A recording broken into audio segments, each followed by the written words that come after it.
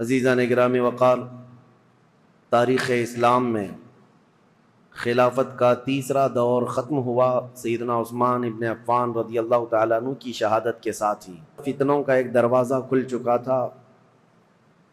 حضرت عثمان غنی کا قتل یہ اسلام کا پہلا فتنہ ہے، اور یہ اتنا بڑا فتنہ کہ جس سے مسلمانوں میں انتشار پیدا ہوا۔ اب آج کے دن ہمیں تذکرہ کرنا ہے چوتھے خلیفہ راشد، داماد رسول، زوج بطول، مولا کائنات، ولیوں کے سردار، حیدر کرار، شیر خدا، اسد اللہ الغالب، سیدنا علی بن ابی طالب کرم اللہ وجہہ الکریم کے متعلق روایات یہ ملتی ہیں کہ حضرت علی رضی اللہ تعالیٰ عنہ جب پیدا ہوئے تھے تو آپ آنکھیں نہیں کھول رہے تھے، تو لوگوں کو ایک غم بھی تھا کہ بچہ آنکھیں ہی نہیں کھولتا۔ حضور صلی اللہ تعالیٰ علیہ وسلم کو ایک خبر دی گئی، حضور تشریف لائے اور بچے کو گود میں لیا۔ حضرت علی بن ابی طالب کرم اللہ وجہہ الکریم حضور صلی اللہ تعالیٰ علیہ وسلم سے تقریباً 31 سال بعد، یعنی حضور کی ولادت کے 31 سال بعد آپ پیدا ہوئے ہیں، تو گود میں لیا حضرت علی کو، اور اس کے بعد اپنے منہ سے لعاب پاک نکال کر حضرت علی کے منہ میں انگلی رکھا، اور جیسے ہی حضرت علی کے منہ میں رکھا، وہ اب تک دودھ نہیں پیے تھے اپنی ماں کا، تو حضور صلی اللہ تعالیٰ علیہ وسلم کی انگشت مبارک آتے ہی اس کو چوسنا شروع کیا، اور آنکھیں کھولی تو سب سے پہلے دنیا میں چہرے رسول کو دیکھا۔ سب سے پہلی غذا آپ کے پیٹ میں جو گئی ہے وہ حضور کا لعاب پاک ہے، اور دنیا میں سب سے پہلی نظر اٹھی ہے تو چہرے رسول۔ یہ سب سے بڑی فضیلت ہے۔ اور پھر اس کے بعد حضور صلی اللہ تعالیٰ علیہ وسلم حضرت خدیجہ کے گھر ہی رہتے تھے، اور جب حضور صلی اللہ تعالیٰ علیہ وسلم غار حرا سے گھر تشریف لائے تھے پہلی وحی لے کر، اور پھر گھر میں نمازیں ادا کی جاتی تھی، تو حضرت علی، حضرت خدیجۃ الکبریٰ اور حضور صلی اللہ علیہ وسلم کے پیچھے یہ خود بھی کھڑے ہو کر نمازیں پڑھتے تھے۔ اور اس کے بعد جب حضور صلی اللہ تعالیٰ علیہ وسلم نے اعلان نبوت فرمایا اور دعوت اسلام لوگوں کو دینا شروع فرمائی، تو سب سے پہلے حضرت علی کرم اللہ وجہہ الکریم بچوں میں ایمان لانے والے ہیں۔ وہ واقعہ آپ خود بیان کرتے ہیں کہ حضور مکہ کے سارے لوگوں کو ایک جگہ پر کوہ صفا کے قریب جمع فرمائے تھے، صفا پہاڑی کے پیچھے، اور خاندان کے سارے لوگ موجود تھے، حضور کی پھوپھیاں، حضور کے چچا، جتنے لوگ تھے قریش سب تھے۔ ان کے درمیان جب نبی پاک صلی اللہ تعالیٰ علیہ وسلم نے اپنی نبوت کا اعلان فرمایا اور خدائے واحد کی طرف بلایا، اور پھر اخیر میں یہ ارشاد فرمایا کون ہے جو تم میں سے میری دعوت کو قبول کرے، تو جب حضور یہ فرماتے تو حضرت علی کھڑے ہوتے، یہ کہتے میں کمزور ہوں، پتلی ٹانگوں والا ہوں، آنکھوں میں آشوب چشم ہے، لیکن میں آپ کی دعوت پر لبیک کہتا ہوں۔ حضور صلی اللہ تعالیٰ علیہ وسلم دوبارہ فرماتے کون ہے جو میری دعوت پر لبیک کہے، دین اسلام کی حمایت کے لیے کھڑا ہو۔ دوسری مرتبہ پورا مجمع سناٹے میں تھا، پھر حضرت علی کھڑے ہوتے ہیں، عرض کرتے ہیں میں چھوٹا ہوں عمر میں اور کمزور ہوں، لیکن میں آپ کے دین اسلام کی حمایت کے لیے کھڑا ہوں۔ تیسری مرتبہ حضور نے فرمایا پورے مجمع میں کوئی ہے، تب بھی مولا کائنات علی مرتضیٰ رضی اللہ تعالیٰ عنہ ہی کھڑے ہوئے۔ حضور صلی اللہ تعالیٰ علیہ وسلم نے ان کو گلے لگایا اور دعا کی، مولا اس کی ٹانگوں میں اور اس کی بازوؤں میں قوت عطا فرما۔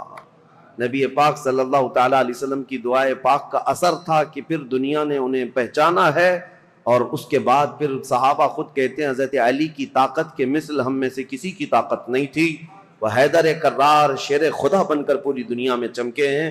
یہ رسول اللہ کی دعا تھی۔ پھر جب نبی پاک صلی اللہ تعالیٰ علیہ وسلم ہجرت فرمانے کے لیے ارادہ فرمایا تو اپنے بستر پر کسی کو نہیں، حضرت علی کو سلایا تھا۔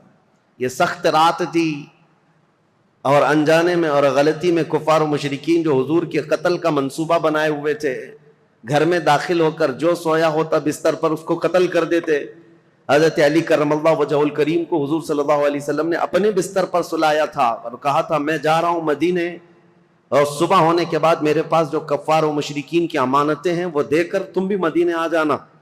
حضرت علی چادر، یمنی چادر تھی ہرے رنگ کی، فرماتے ہیں میں چادر تان کر سو رہا تھا، اور پتا تھا کفار و مشرکین حضور کے پورے گھر کا محاصرہ کیے ہوئے، رات کے وقت اندر آ کر کوئی بھی قتل کر سکتا ہے۔ نبی پاک صلی اللہ تعالیٰ علیہ وسلم تو گھر سے نکل کر چلے گئے، حضرت علی آرام سے سوتے رہے۔ فرماتے ہیں ان سے پوچھا تھا کسی نے ہجرت کی رات آپ کس خوف سے سو رہے تھے بستر پر؟ وہ قتل کا بستر تھا۔ حضرت علی کہتے ہیں پوری زندگی میں اس سے بہتر نیند مجھے کبھی آئی نہیں، اس سے بہترین نیند کبھی آئی نہیں۔ پوچھا کہ آپ اس قدر آرام سے کیوں سو رہے تھے؟ کہا اس لیے کہ رسول اللہ نے فرمایا تھا رات کے وقت علی صبح ہو جائے تو یہ امانتیں لوگوں کو دے کر تم بھی مدینے آنا، تو میرا یقین تھا کہ صبح ہوگی بھی، امانتیں دوں گا بھی اور مدینے جاؤں گا بھی، کیونکہ رسول اللہ صلی اللہ علیہ وسلم کا فرمان علی شان ہے۔ مولا کائنات ہر جگہ نبی کریم صلی اللہ تعالی علیہ وسلم کے ساتھ رہے ہیں۔ اور آپ کو وہ واقعہ بھی بتا دوں، یہ فضائل پر بات چل رہی ہے، پھر میں خلافت مولا کائنات علی مرتضیٰ پر آتا ہوں، کیونکہ تاریخ میں خلفائے راشدین کے دور میں حضرت علی کی خلافت کا جو دور ہے وہ بہت امپورٹنٹ ہے، اس لیے بھی کہ یہاں سے فرق ہو جاتا ہے اپنوں کا اور غیروں کا۔ یہاں تک منزلیں سیم چلتی رہیں امت اسلامیہ کی، لیکن یہاں آنے کے بعد جماعتیں بدل گئیں، کچھ لوگوں نے اپنا قبلہ الگ کر لیا، کچھ لوگوں نے الگ کر لیا ہے۔ تو خلافت علی بن ابی طالب کا یہ 5.5 سالہ جو دور ہے یہ بہت ہی اہم ہے۔ میں تاریخ پر آتا ہوں، اس سے پہلے کون ہے یہ شیر خدا، کون ہے یہ علی مرتضیٰ؟ حضور صلی اللہ تعالیٰ علیہ وسلم کی گھر میں پرورش پانے والے، دعوت اسلام میں جہاں جہاں حضور جاتے تھے ساتھ جاتے تھے۔ جب کبھی حضور لوگوں کو تبلیغ فرماتے آپ حضرت علی حضور کے ساتھ رہا کرتے تھے۔ عمر اگرچہ چھوٹی تھی لیکن ساتھ رہے، اور جب ہجرت فرمائی میرے آقا صلی اللہ تعالیٰ علیہ وسلم نے، حضور کی ہجرت کے چند ہی دن بعد حضرت علی بھی مکہ سے ہجرت کر کے مدینہ تشریف لے آئے۔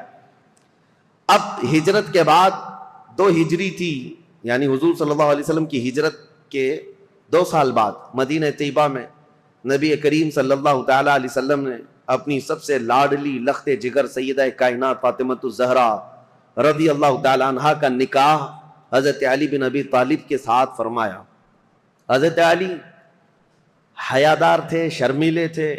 آپ کہتے ہیں کہ پیغام نکاح حضور صلی اللہ تعالیٰ علیہ وسلم کے گھر آپ کو بھیجنا تھا، لیکن حیا مانے تھی، حضور صلی اللہ تعالیٰ علیہ وسلم کے گھر میں پرورش پاتے رہے، لیکن آپ اس شرم اور حیا کی وجہ سے کبھی پیغام لے کر جا نہ سکے۔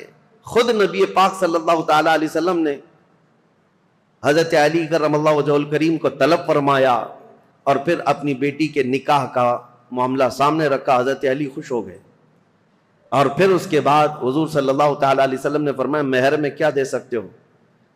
پھر ان کے لیے مہر کے انتظام کا حکم دیا۔ حضرت علی خود گئے، وہ ایک باغیچے میں مزدوری کرتے تھے، کما کر کے جو انہوں نے جمع کیا تھا اور ان کے پاس جو لوہے کی زیرہ تھی وہ بیچ کر یا گروی رکھ کر مال جمع کیا، 400 مسقال چاندی، یہ حضرت فاطمہ الزہرا رضی اللہ تعالیٰ عنہا کے لیے مہر مقرر فرمایا گیا۔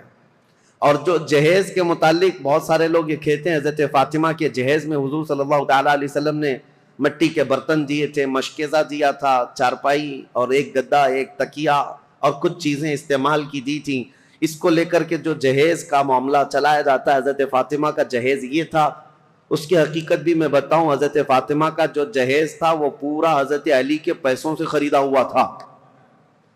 لوگوں کو حضرت فاطمہ کا جہیز یاد ہے کہ رسول اللہ نے یہ جہیز دیا تھا، اور یہاں پر اسی جہیز کی بنیاد پر لاکھوں لوگ اس طرح کے کروڑوں کا مطالبہ کر لیتے ہیں۔ مولا کائنات علی ابی طالب کرم اللہ وجہہ الکریم وہ جوان مرد ہیں جنہوں نے اپنے ہاتھوں سے کمائی ہوئی رقم کو یہ جہیز کے پیسوں کے لیے خرچہ کیا۔ حضرت فاطمہ الزہرا رضی اللہ تعالیٰ عنہ کا جہیز کا جو سامان ہے وہ ان کے پیسوں سے خریدا ہوا۔ آج بھی اگر جہیز کی سنت یاد ہے تو ہونا تو یہی چاہیے کہ عورت کے باپ سے نہیں، خود اپنے ہاتھوں سے کما کر کے حاصل کرو۔ بہت سارے آج کے دور میں بھی بھکاری پیدا ہوئے ہیں۔ میں تو ان سے ہمیشہ ہی کہتا ہوں کہ جن کی طلب ہی یہ ہے کہ شادی اسی لیے کرنا چاہتے ہیں، ابھی بھی میرے پاس کنٹینیو بنگال سے، بہار سے کچھ لوگ مطالبہ اس بات کا کر رہے ہیں کہ ہمارے گھر میں شادیاں ہیں اور جہیز بہت سامنے والے مانگ رہے ہیں، بائک دینا ہے، کسی کو فلاں دینا ہے، کیا تعاون ہو سکتا ہے؟ ہم نے کہا یہ بائک خرید کر دینے کے لیے علامان فاؤنڈیشن تیار کیا گیا ہے، جہیز کے لیے ہم نے ان کو یہ کہا پہلی بات تو یہ ہے بائک دینا نہیں دینا یہ بعد میں، بیٹی ہی مت دو پہلے ایسے بھکاری کو جو تمہارے گھر سے کھانا چاہتا ہو، تمہاری بیٹی کو کیا کھلائے گا؟ مجھ سے اگر مشورہ لینا چاہتے ہو تو میں اس داماد کو یہی کہوں گا ایک کھٹوری لے لو، کسی مسجد کے باہر بیٹھ جاؤ، روزانہ ایک ایک سکہ گرتا رہے گا اور جہیز سے زیادہ مال اس میں جمع ہو جائے گا۔ اللہ نے مردوں کو تمہیں طاقت دی ہے، حاکم بنایا ہے کمانے کے لیے، لہذا عورت کے گھر سے لینا یہ ایک طرح کی نحوست ہے، مرد کے لیے ایک نحوست ہے، اور اس کی لت پڑ جاتی ہے اور انسان یہاں نکما ہو جاتا ہے۔ ہم نے بہتوں کو دیکھا ہے سسرال پر پلنے والے ہیں، ایسے بہت سارے ہیں۔ ایک مرتبہ عورت کیا گھر سے لے آئی، ہر بار یہ داماد یہی خواہش کرنے لگ جائے گا جا اپنے باپ سے 10,000 مانگ کے لا، 50,000 مانگ کے لے آ۔ ان لوگوں کو اس طرح کا نکما پن آتا ہی ہے۔ میرے عزیزو، اس معاملے کو اور بلکہ اس برے رسم کو بدلنے کی ضرورت ہے۔ کہاں رسول پاک صلی اللہ تعالی علیہ وسلم کی شریعت طیبہ طاہرہ۔ بیچ میں بات آئی ہے تو مختصراً عرض کروں۔ ایک صحابی آئے تھے، غریب تھے، انہوں نے کہا شادی کرنا ہے، کہا کچھ دینا ہوگا تمہیں، میں انصار کی کسی بیٹی سے تمہارا نکاح کر دوں گا، تم مہر میں کیا دو گے؟ جہیز میں نہیں۔ حضور صلی اللہ تعالی علیہ وسلم نے مہر کے لیے پوچھا، مہر تو واجب ہے۔ اس صحابی نے کہا کہ میرے پاس کچھ نہیں۔ حضور نے فرمایا کیا ایک چاندی کی انگوٹھی دے سکتے ہو مہر؟ کہا یا رسول اللہ میں تو اتنا غریب ہوں، لوہے کی انگوٹھی بھی نہیں دے سکتا۔ 2 دن کے بعد حضور نے انہیں طلب فرمایا، کہا کہ کچھ ہے تمہارے پاس؟ پھر مدینے کے انصار صحابہ میں سے ایک کی بیٹی کو طلب کیا، کہا اس کا نکاح فلاں جوان سے کر دو۔ انہوں نے کہا حضور آپ کا حکم جو ہوگا۔ تو اب اس غریب صحابی کا جو مہر ٹھہرا تھا کیا ہے؟ حضور نے فرمایا قرآن کی کوئی سورہ تمہیں یاد ہے؟ اس صحابی نے کہا ہاں مجھے فلاں فلاں سورہ یاد ہے۔ حضور نے فرمایا جا تو اپنی دلہن کو یہ سورتیں یاد کرا، یہی تیرا مہر ہے۔ نکاح کو آسان کرو، زنا کو مشکل بنا دو، یہ ہماری شریعت ہے۔ یہ نہیں ہے کہ زنا آسان کر دو اور نکاح اتنا بھاری کر دو کہ اس کے لوازمات اتنے بڑھ گئے کہ جوان لوگ آج نکاح کرنے میں گھبرانے لگتے ہیں، اتنا مال کیسے جمع کروں؟ جس کو پوچھو وہ یہی کہتا ہے ابھی سٹینڈ ہونا ہے، مجھے ایسا لگتا ہے ابھی ہوا پہ چل رہا ہے، سب کو سٹینڈ ہونا ہے، ابھی تک سٹینڈ ہوا ہی نہیں۔ چھوڑو ان برے رسم و رواج کو، اصل بات یہ ہے کہ ہم جس ملک میں رہتے ہیں ہندوانہ رسم و رواج ہمارے درمیان آ گئی ہیں، ورنہ عرب میں آپ ہوتے تو پتہ چلتا کہ لڑکیاں مہر کتنا مانگتی ہیں۔ بیچارے عرب لوگ 35-40 سال کے ہو جاتے ہیں، ان کو شادی کرنا مشکل ہو گیا۔ وہاں الٹا معاملہ ہے، وہاں الٹا معاملہ ہے، لڑکیاں مانگتی ہیں بہت، اور کم سے کم 50,000 ریال جو سعودی کے ہوتے ہیں، یعنی 10-11 لاکھ یا 12 لاکھ مہر میں رکھواتی ہیں۔ یہ وہاں کا مزاج ہے۔ اور جب ان سے کہا جائے نہیں ہم کو پیسے نہیں دینا پڑتا ہے، لڑکی پیسے دیتی ہے، تو عرب والے کہتے ہیں ہم تو ایسی 4 کرنے کو تیار ہیں فری میں۔ جاؤ کسی بھی ہندوستانی لڑکی کے باپ سے کہو کہ کچھ بھی جہیز مت دینا، کوئی چیز مت دینا، یوں ہی دے دینا، لڑکی ہم بیاہ کر کے لے آئیں گے۔ اسی لیے بہت سارے عرب یہاں سے آ کر کے نکاح کر کے لے جاتے ہیں۔ ابھی ہمارے کئی لوگ ہیں وہ یہ کہنے لگ گئے کہ ہم انڈونیشیا سے شادی کر کے لا رہے ہیں۔ عرب میں یہ بہت مشکل ہو گیا ہے، دونوں نظام غلط ہو گئے ہیں، شریعت مصطفیٰ سے ہٹے ہوئے نظام ہے۔ بات مختصراً اتنی عرض کروں گا، اگر ہمارے لیے آئیڈیل ہے، کوئی نمونہ عمل ہے، تو رسول اللہ صلی اللہ تعالی علیہ وسلم کی بیٹی کی شادی، مولا علی کرم اللہ وجہہ الکریم کی شادی، یہ دیکھنا چاہیے، آپ کو پڑھنا چاہیے کہ ان کی شادی کیسی ہوئی تھی۔ کوئی نوجوان پوچھنے کو تیار نہیں ان کی شادی کیسی ہوئی تھی، کوئی یہ نہیں پوچھتا کہ ان کی شادی کیسی ہوئی، وہ اپنے اعتبار سے شادیاں رچاتا ہے۔ بہرحال سیدنا علی بن ابی طالب رضی اللہ تعالیٰ عنہ جب ہجرت کر کے آئے تھے، تو ایک معاملہ اور بھی میں بتا دوں، آپ کی قرابت رسول اللہ کے ساتھ، حضور صلی اللہ تعالیٰ علیہ وسلم ان سے کتنی محبت کرتے۔ جتنے ہجرت کر کے آئے تھے صحابہ وہ مہاجرین ہیں، اور جو مدینے میں تھے وہ انصار۔ ایک انصاری صحابی کو حضور بلاتے اور ایک مہاجر کو، اور دونوں کا ہاتھ پکڑ کر کہتے آج سے تم بھائی بھائی۔ تو یہ عقد مؤاخات میں نے تاریخ میں بتایا تھا، حضور نے ہجرت کے بعد سب سے پہلے کام یہ فرمایا تھا، بھائی چارگی قائم کر دی تھی۔ تو یہ زبانی نہیں بلکہ وہ صحابہ حقیقت میں پوری زندگی میں ان کو بھائی بنا کر رہتے تھے، حتیٰ کہ اپنی جائیدادوں میں بھی ان کو حصہ دیا ہے حضور نے، جن کو بھائی بنایا۔ تو یہ عقد مؤاخات چل رہا تھا، ایک انصار ایک مہاجر، ایک انصار ایک مہاجر، سب کی جوڑیاں بن گئی مدینے میں۔ اور جب یہ عقد مؤاخات ختم ہوا تو حضرت علی اکیلے بچ گئے، ان کے لیے کوئی انصار جوڑی کے لیے بچا ہی نہیں تھا۔ حضور نے سب کی جوڑیاں بنا دی، فلاں مہاجر کا فلاں انصار بھائی ہے. لیکن حضرت علی غمگین ہو گئے، کہا یا رسول اللہ صلی اللہ تعالیٰ علیہ وسلم میں اخیر میں تنہا رہ گیا، میرے لیے کوئی انصاری صحابی بھائی بننے کو تیار نہیں، یا بھائی نہ بن سکا.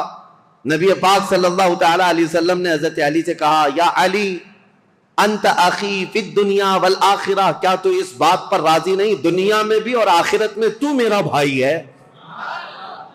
انصار اور مہاجرین آپس میں بھائی ہیں، لیکن رسول اللہ نے حضرت علی کو اپنا بھائی کہا، اخی رسول اللہ.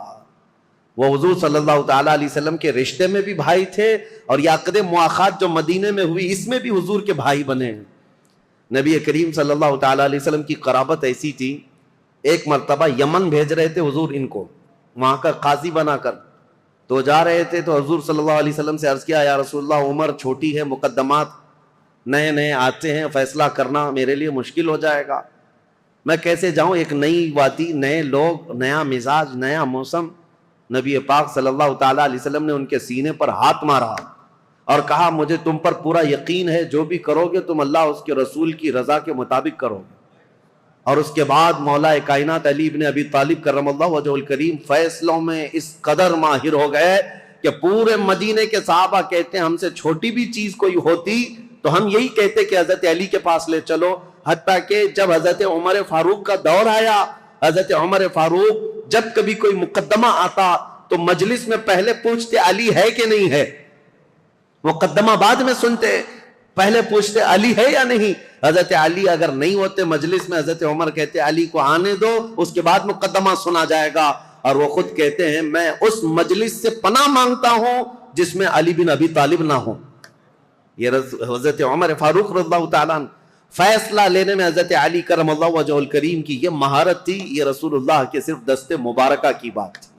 حضور نے ان کے سینے پر مار کر کہا تھا کہ تم اللہ اس کے رسول کی رضا کے مطابق فیصلے کرو گے. پھر ایک مرتبہ حضور صلی اللہ تعالیٰ علیہ وسلم جنگ تبوک میں جا رہے تھے تو اس وقت حضرت علی اس جنگ میں شریک نہیں، آپ کو مدینے کا حاکم بنایا گیا تھا، کیونکہ جب بھی جنگ میں جاتے تھے تو مدینے میں کسی کو امیر بنا کر جاتے تھے، کیونکہ مدینہ طیبہ میں جو بچے، بوڑھے اور خواتین جو جہاد میں شریک نہیں ہیں ان کی نگرانی کے لیے بھی کوئی ہونا تھا. تو اس بار حضرت علی کی باری آئی، حضرت علی کو بنایا گیا کہ تم حضور صلی اللہ تعالیٰ علیہ وسلم کی غیر موجودگی میں مدینے کے والی ہو، مدینے کے حاکم ہو. آپ کے آنکھوں میں آنسو آ گئے. یہ وہ علی بن ابی طالب ہیں جو بدر میں شریک ہیں، احد میں شریک ہیں، خندق میں شریک ہیں، ہر جنگ میں شرکت کی ہے. اور یہ جنگ تبوک میں جانے سے آپ کو روکا گیا تو آئے، کہا یا رسول اللہ صلی اللہ تعالیٰ علیہ وسلم کیا مجھے بچوں اور عورتوں پر حاکم بنا کر آپ جا رہے ہیں؟ میں بچوں اور عورتوں کی دیکھ بھال کے لیے رہ جاؤں؟ نبی پاک صلی اللہ تعالیٰ علیہ وسلم نے ان کے لیے ایک جملہ فرمایا، اے علی کیا تم اس بات کو پسند نہیں کرتے کہ تم میرے لیے ویسے ہی ہو جیسے موسیٰ علیہ السلام کے لیے حضرت ہارون علیہ السلام تھے؟ جب موسیٰ علیہ السلام کوہ طور پر جا رہے تھے تورات لینے کے لیے اللہ کی بارگاہ میں، تو حضرت ہارون علیہ السلام کو انہوں نے اپنا وزیر بنایا تھا اور اپنا وزیر مقرر کیا تھا 40 دن تک کے لیے. ہاں بس نبی پاک صلی اللہ علیہ وسلم فرماتے ہیں اے علی تم میرے لیے ویسے ہی ہو جیسے موسیٰ علیہ السلام کے لیے حضرت ہارون علیہ السلام تھے، بس فرق اتنا ہے کہ میرے بعد کوئی نبی نہیں آئے گا. موسیٰ علیہ السلام نے جن کو وزیر بنایا تھا وہ بھائی بھی تھے حضرت ہارون اور نبی بھی تھے، لیکن حضرت علی کرم اللہ وجہ الکریم نبی نہیں. اب یہاں سے ان حدیثوں کو سننے کے بعد ذہن صاف کر لیں، جتنا بھی بڑا مقام ہے مولا کائنات علی بن ابی طالب کا، لیکن وہ نبوت کا درجہ نہیں ہو سکتا، نبی نہیں ہو سکتے. کیونکہ اگر رسول اللہ کے بعد کسی کو نبی تسلیم کیا تو پھر وہ اسلام میں آیا ہی کہاں ہے؟ اس نے خاتم النبیین ہونے کا عقیدہ ہی ختم کر لیا تو ایسا شخص مسلمان نہیں، وہ اسلام سے خارج ہے. حضرت علی کی محبت اور ان کی عزت، ان کا احترام ہمارے سر آنکھوں پر ہے، لیکن کبھی ہم حضرت علی کو نبوت کے درجے تک نہیں پہنچا سکتے. لیکن کچھ جماعتیں ایسی ہوئیں شیعہ حضرات میں، سب نہیں، شیعہ میں بہت سارے فرقے پیدا ہوئے، تقریباً 70 فرقے تو میں پڑھ کر کے آیا، باقی ہے کتنے معلوم ہے. اس وقت سے حضرت عثمان غنی کی شہادت کے بعد سے جو شیعہ حضرات کی جماعتیں شروع ہوئیں، اہل تشیع بھی ان کو کہتے ہیں اور رافضی بھی ہیں، یہ ہر زمانے میں رہے اور ان میں فرقے بہت سارے ہوئے، کیسانیہ، غلات، اسماعیلیہ، دروزیہ، بزاریہ، نظاریہ، امامیہ، بہت سارے فرقے اس میں پیدا ہوئے، سب کے الگ الگ تھوڑے تھوڑے سے عقیدوں میں یا مسائل میں فرق ہے، لیکن ہے ایک ہی مینیو، کسی میں لال مرچی زیادہ، کسی میں ہلدی زیادہ، بس مینیو ایک ہی ہے، مین چیز جا کر کے وہیں پر ختم ہوتی ہے۔ حضرت علی کرم اللہ وجہہ الکریم، مولا علی کرم اللہ وجہہ الکریم کے متعلق جو عقائد گڑھے گئے، اس میں سے ایک فرقہ ایسا ہے جو حضرت علی کو خدا کے درجے تک پہنچاتا ہے، اور ان کا عقیدہ یہ بھی ہے کہ اللہ تعالی حضرت علی کی شکل میں دنیا میں آیا، نعوذ باللہ من ذالک، رب الارباب کہا، خالق کہا۔ ہم ایسے عقیدوں کے سخت خلاف ہیں، شرک ہرگز ہماری جماعت میں نہیں آ سکتا۔ حضرت علی رضی اللہ تعالیٰ عنہ کے لیے کچھ لوگوں نے الوہیت کا عقیدہ یعنی خدا ہونے کا عقیدہ بنایا، اور ایک فرقہ ایسا آیا وہ تو یہ کہنے لگے نبوت جو ہے وہ حضرت علی کو ملنے والی تھی، اور حضرت علی سوئے تھے تو اس لیے محمد صلی اللہ علیہ وسلم کو جبرائیل دے کے چلے گئے۔ یہ ایسا ہی بتا رہے ہیں جیسے نان کٹائی دے کر چلے گئے۔ ارے میاں نبوت ہے، جو جاگ رہا ہے اس کو نان کٹائی مل گئی، جو سو رہا ہے اس کو نہیں ملی، کوئی مٹھائی ہے؟ نبوت اللہ تعالیٰ نے عالم ارواح میں ہی چن لیا ہے کہ کون نبی ہونے والا ہے۔ یہ سویا جاگتا ہوا معاملہ نہیں ہے، ابھی دنیا میں کوئی پیدا بھی نہیں ہوا تھا، صرف روحیں تھی، اسی وقت روحوں میں اللہ نے منتخب کر لیا ہے کہ کون نبی ہوگا۔ ایک بات یاد رکھیں، یہ عقیدہ مسلم عقیدہ اسلام کا کہ کوئی بھی شخص اپنی محنت، اپنی عبادت، اپنی ریاضت سے نبی ہرگز نہیں ہو سکتا۔ نبی صرف اللہ کے انتخاب سے ہوتا ہے۔ ہاں ولی بن سکتے ہو، آپ کثرت سے عبادت کر رہے ہو، اللہ کے ولی بن گئے، پرہیزگار بن گئے۔ ولی تو کوئی بنتا ہے کبھی عبادات سے، محنت سے، کثرت سے، اور کبھی عطا سے، لیکن نبی محنت سے، عبادت سے نہیں ہوتا۔ تم 1,00,000 سال بھی سجدے میں سر جھکا کر بیٹھے رہو، نبی نہیں بنو گے۔ نبی تو اللہ تعالیٰ کے انتخاب سے، اور اب تو کسی کے نبی ہونے کا امکان ہی نہیں۔ حضور صلی اللہ تعالیٰ علیہ وسلم کے آنے کے بعد کوئی نبی نہیں آئے گا، یہ عقیدہ ضروری ہے، کیونکہ حضرت علی رضی اللہ تعالیٰ عنہ کے متعلق بہت ساری چیزیں گڑھی گئی ہیں۔ بیچ کا راستہ یہی ہے جو حق ہے، اہل سنت و جماعت کا راستہ، کہ ہم مولا کائنات علی ابن ابی طالب کرم اللہ وجہہ الکریم کو اسی عظمت کے ساتھ مانتے ہیں جیسے رسول اللہ کے صحابہ مانتے تھے، اور حضور نے جیسے ان کے متعلق فضیلت بیان فرمائی، وہی اسی حیثیت سے ہم مولا کائنات علی ابن ابی طالب رضی اللہ تعالیٰ عنہ کو سر آنکھ پر رکھتے ہیں۔ ہم ان وہابیوں کی طرح بھی نہیں جو حضرت علی رضی اللہ تعالیٰ عنہ کی شان کو گھٹاتے ہیں، نعوذ باللہ۔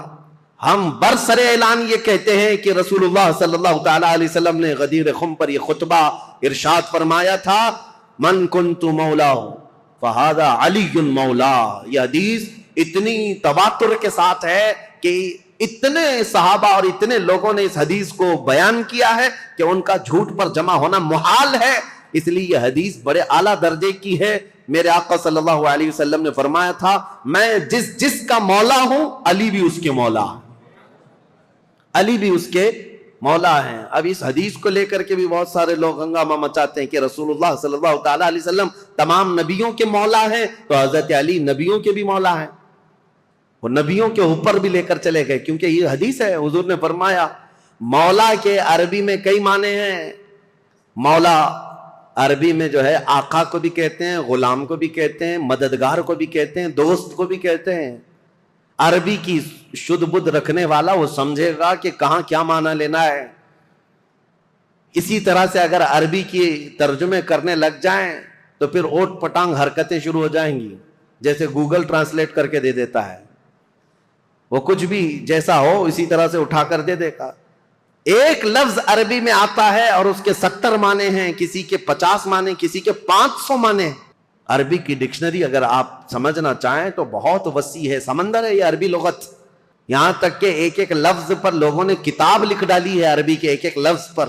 تو مولا کا مطلب کئی معنی ہیں، تو جہاں پوری کائنات مراد ہوگی، حضور نے فرمایا میں جس کا مولا ہوں، یقیناً میرے نبی آقا ہیں، جس کے حضور آقا ہیں، حضرت علی بھی اس کے آقا ہیں۔ لیکن نبیوں کے متعلق یہ معنی نہیں لیا جائے گا۔ انبیاء کرام افضل ہیں، پوری مخلوق میں سب سے افضل ہیں، اور جو بھی ہوگا نبیوں کے بعد افضل ہوگا۔ بہرحال میں یہ ٹاپک کو صرف آپ کے سامنے اس لیے رکھ رہا ہوں کہ سوشل میڈیا کے اس بھیانک دور میں انہی حدیثوں کا سہارا لے کر بھولے بھالے نوجوانوں کے دماغ میں یہ باتیں ڈالی جاتی ہیں. یہ چیزیں بھی لائی گئی ہیں حضرت علی نبیوں سے افضل ہیں.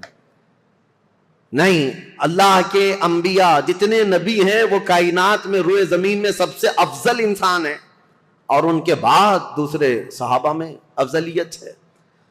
سیدنا علی بن ابی طالب کرم اللہ وجہہ الکریم کے کمالات.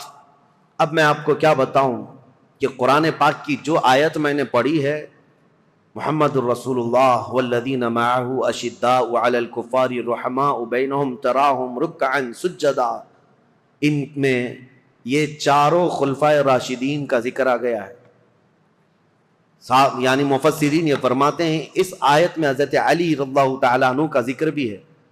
اور ابن عساکر نے تو یہ روایت کیا ہے کہ قرآن کی تقریباً 300 آیتیں ایسی ہیں جس میں حضرت علی رضی اللہ تعالیٰ عنہ کی فضیلت ثابت ہوتی ہے. اتنی بڑی بات ہے یہ. مولا علی کرم اللہ وجہ الکریم کے فضائل و مناقب بے شمار ہیں. اب ان کا دور کیسے آیا، ان کی فضیلتیں آپ سنتے رہتے ہیں، اور سچ فرمایا شاعر نے ان کی فضیلت میں ایک جملہ کافی ہے: شاہ مرداں شیر یزداں قوت پروردگار، لا فتح الا علی لا سیف الا ذوالفقار. فارسی کا یہ لفظ ہے، فارسی کا یہ شعر ہے جس میں شاعر یہ کہتا ہے شاہ مرداں یعنی انسانوں کا کوئی بادشاہ ہے تو مولا کائنات علی بن ابی طالب ہے. شیر یزداں اللہ کا کوئی شیر ہے تو علی بن ابی طالب ہے. قوت پروردگار، دنیا میں اگر کسی کے پاس رب تبارک و تعالیٰ کی عطا کی ہوئی طاقت ہے، مظہر ہے کوئی، تو علی بن ابی طالب کو دیکھا جائے. لا فتح الا علی، شاعر یہ کہتا ہے حقیقت میں جوان کہلانے کے لائق کوئی ہے تو ابو طالب کا بیٹا علی ہے. اور پھر اگر تلوار کسی کی ذکر کرنے کے لائق ہے تو وہ ذوالفقار حیدری علی کی تلوار ہے. یہ ان کی تعریف میں کل ملا کر کے یہ جو جملے ہیں سب اس میں جمع ہو گئے. حضرت علی بن ابی طالب رضی اللہ تعالیٰ عنہ جنگ بدر میں جو کردار ادا کیے ہیں وہ بیان سے باہر ہے. جتنے لوگوں پر آپ بڑھ چڑھ کر کے حملہ کرتے رہے کفار و مشرکین، جوانی کے عالم میں حضرت علی رضی اللہ تعالیٰ عنہ کے متعلق بیان کیا، بہت ہٹا کٹا جسم تھا، بہت توانا تھے طاقت سے، کافی بھاری آپ کا پیٹ تھا، اور لوہے کا خود پہننے کی وجہ سے ہمیشہ تو سر کے بال نکل گئے تھے. اتنی جنگوں میں شرکت فرماتے رہے، لوہے کی وہ ٹوپی ہوا کرتی تھی. اور وہ وقت آپ یاد کریں 7 ہجری جب رسول کریم صلی اللہ تعالیٰ علیہ وسلم صحابہ کو لے کر خیبر نکلے تھے. تقریباً مدینے سے 200 کلومیٹر دور یہ خیبر کی وادی ہے جہاں یہودیوں نے اپنا اڈا بنا لیا تھا اور مسلمانوں کے خلاف روزانہ نت نئے فتنے وہاں سے نکلتے تھے اور منصوبے بنائے جاتے تھے حضور کے خلاف، مدینے کے خلاف، اور مکہ کے مشرکین بھی اس میں حصہ لیتے تھے. نبی کریم صلی اللہ تعالیٰ علیہ وسلم کو خبر یہ ہوئی کہ خیبر کے یہودی ایک جنگ کرنے کے لیے آ رہے ہیں مدینے، اور انہوں نے مکہ کے کافروں کو بھی بلا لیا ہے، نجد کے کافروں کو بھی بلا لیا ہے، سب کو جمع کر کے دعوت دی ہے. حضور کو جیسی یہ خبر ملی، ابھی یہودی خیبر سے نکلتے کیا رسول اللہ خود صحابہ کے ساتھ خیبر پہنچ گئے. اور میں نے یہ خیبر کی تفصیلی جنگ کا بیان آپ کے سامنے پیش کر چکا ہوں جمعہ میں، جیسے سیرت مصطفیٰ کا جو درس کنٹینیو چلتا ہے اس میں جنگ خیبر میں نے بیان کیا ہے. یہ سخت قسم کی جنگ تھی. یہودی بڑے بڑے قلعوں میں وہاں پر محفوظ رہتے تھے، اتنے بڑے قلعے تھے ان کے، آج تک وہ موجود ہیں. 1400 سال کے بعد آج بھی وہ قلعے وہاں پر ویسی ہیں. ان یہودیوں کی پناہ گاہ تھی، اس میں بیٹھ کر کے حملے کرتے تھے، اور ان کا یقین تھا یہ کہ ان قلعوں کو کوئی عبور نہیں کر سکتا. جب صحابہ وہاں پہنچے تھے یہودیوں کی حالت خراب تھی، اور ان کے ہاں ایک مرحب نامی شخص تھا جس کا دعویٰ تھا وہ 1000 آدمیوں سے اکیلا لڑ سکتا ہے، 1000 انسانوں سے اکیلا لڑ سکتا ہے. خیبر میں چھوٹی چھوٹی جنگیں ہوئی، وہاں کے جتنے قلعے تھے وہ صحابہ جب فتح کرنے لگ گئے تو آخری جو ان کا قلعہ تھا مرحب، جس کے انتظام پر لگا رہتا تھا، یہودیوں نے اس کو اتارا تھا مرحب کو، کہ اب آخر میں اب تمہاری باری ہے، اگر تم نہیں بچا پائے ان مسلمانوں سے تو ہمیں کوئی نہیں بچا پائے. مرحب مسلمانوں سے جنگ کرنے کو اپنی توہین سمجھتا تھا کہ یہ چھوٹے بادیہ نشین لوگ ہیں، کھجور کھا کر زندگی گزارتے ہیں. पैबंद लगे, कपड़े पहनते हैं, इनके पैरों में चप्पल तक नहीं होती, ये हमसे जंग करने आए हैं। बड़े तहकीर से, हकारत से देखा करता। लेकिन अब हालात ऐसे थे कि ये पूरे मुसलमान गर्दनों पर सवार होकर खड़े थे, अब तो डिफेंस करना ही था। मरहब जब अपने किले से बाहर आया तो ये सख्त किस्म की जंग तारीख़ इस्लाम में लिखी गई है, क्योंकि खैबर फतह होने के बाद ही सारे फतूहात का दरवाज़ा खुल गया है इस्लाम के लिए। सारी फतेहें जितनी हुई ये खैबर के बाद, फतूहात का दरवाज़ा खुल गया था जो रुकने का नाम नहीं लेता। तो जैसे ही मरहब सामने आया तो उसने पुकार करके ये कहा, शेर पढ़ते हुए, कि तुम्हें पता है कि खैबर पूरा मुझे पहचानता है, यहाँ के दरो दीवार से पूछो कि मरहब किसका नाम है। मरहब की आवाज से और उसके चलने फिरने से यहाँ के पत्थर भी कांपते हैं। वो रजज़ी अशार पढ़ रहा था। तो हज़रत अली करमल्लाहु वजहुल करीम इस जंग में कैसे शरीक हुए थे? ये 3 दिन तक कंटिन्यू चल रही थी, सहाबा को फतह नहीं मिल रही थी, कुछ सहाबा शहीद भी हो गए थे।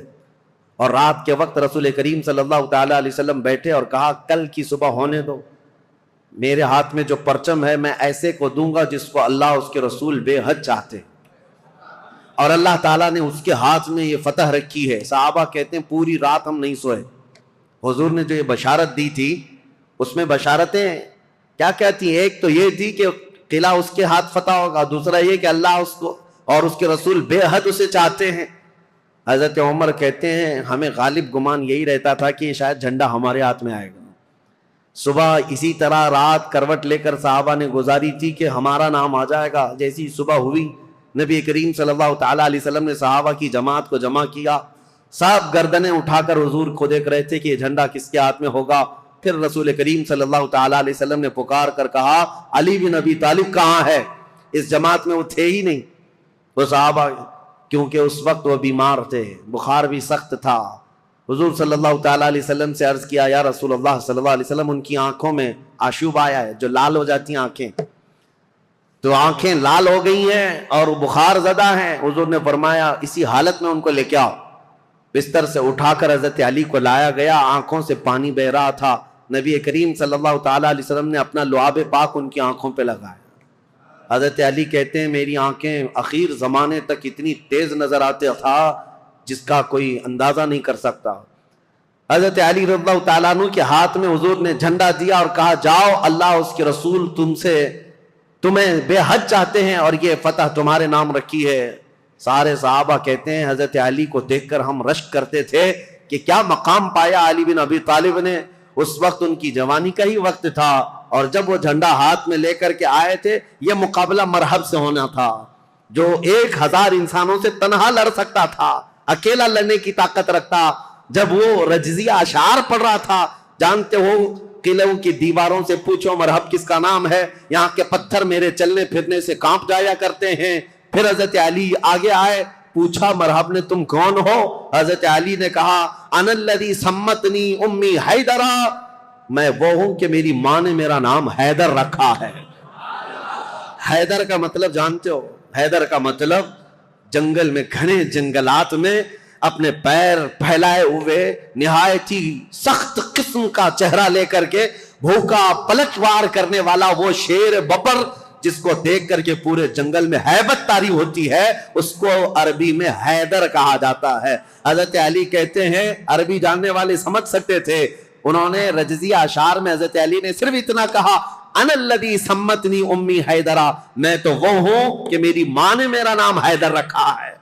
मरहब ने कहा, तुझ जैसे छोटे लड़के से मैं मुकाबला करने को अपनी तौहीन समझता हूं, मैं तौहीन समझता हूं। हजरत अली ने कहा, रसूल करीम सल्लल्लाहु तआला अलैहि वसल्लम की जमात से हूं, पहले मुझसे मुकाबला कर लो, बाद में बड़े तुम्हारे मुकाबले में आ जाएंगे।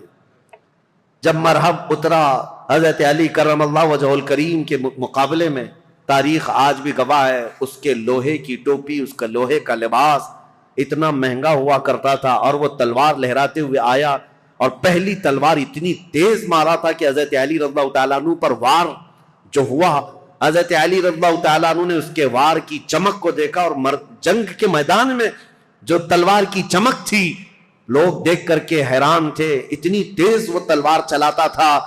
तो सहाबा कहते हैं हमें खौफ हो गया, डर हो गया कि अली बिन अबी तालिब घोड़े पर है, ایک ہی بار اس نے ایسا کیا ہے کہ اس کی آواز فضا میں گونج رہی ہے، علی کا کیا ہوگا؟ حضرت علی رضی اللہ تعالیٰ عنہ بالکل بے خوف تھے. اللہ کے شیروں کو آتی نہیں روباہی. اللہ کا جو شیر ہوتا ہے وہ لومڑی کبھی بنی نہیں سکتا. مولا کائنات علی بن ابی طالب نے اس کے 2 وار کے بعد اپنا جو پہلا وار مارا، صحابہ کہتے ہیں حضرت علی کی 2 دھاری تلوار تھی، مرحب کے سر پر لگی اور اس کے لوہے کی ٹوپی کو کاٹتے ہوئے مرحب کے سینے تک آ گئی. ایک ہی وار میں مرحب کو زمین پر ٹھنڈا کر دیا تھا. فاتح خیبر حضرت علی رضی اللہ تعالیٰ عنہ ایک ہی وار میں مرحب کو ٹھنڈا کیا، اور اس کے بعد اسی کے اشعار حضرت علی نے پڑھ کر لوگوں کو سنایا.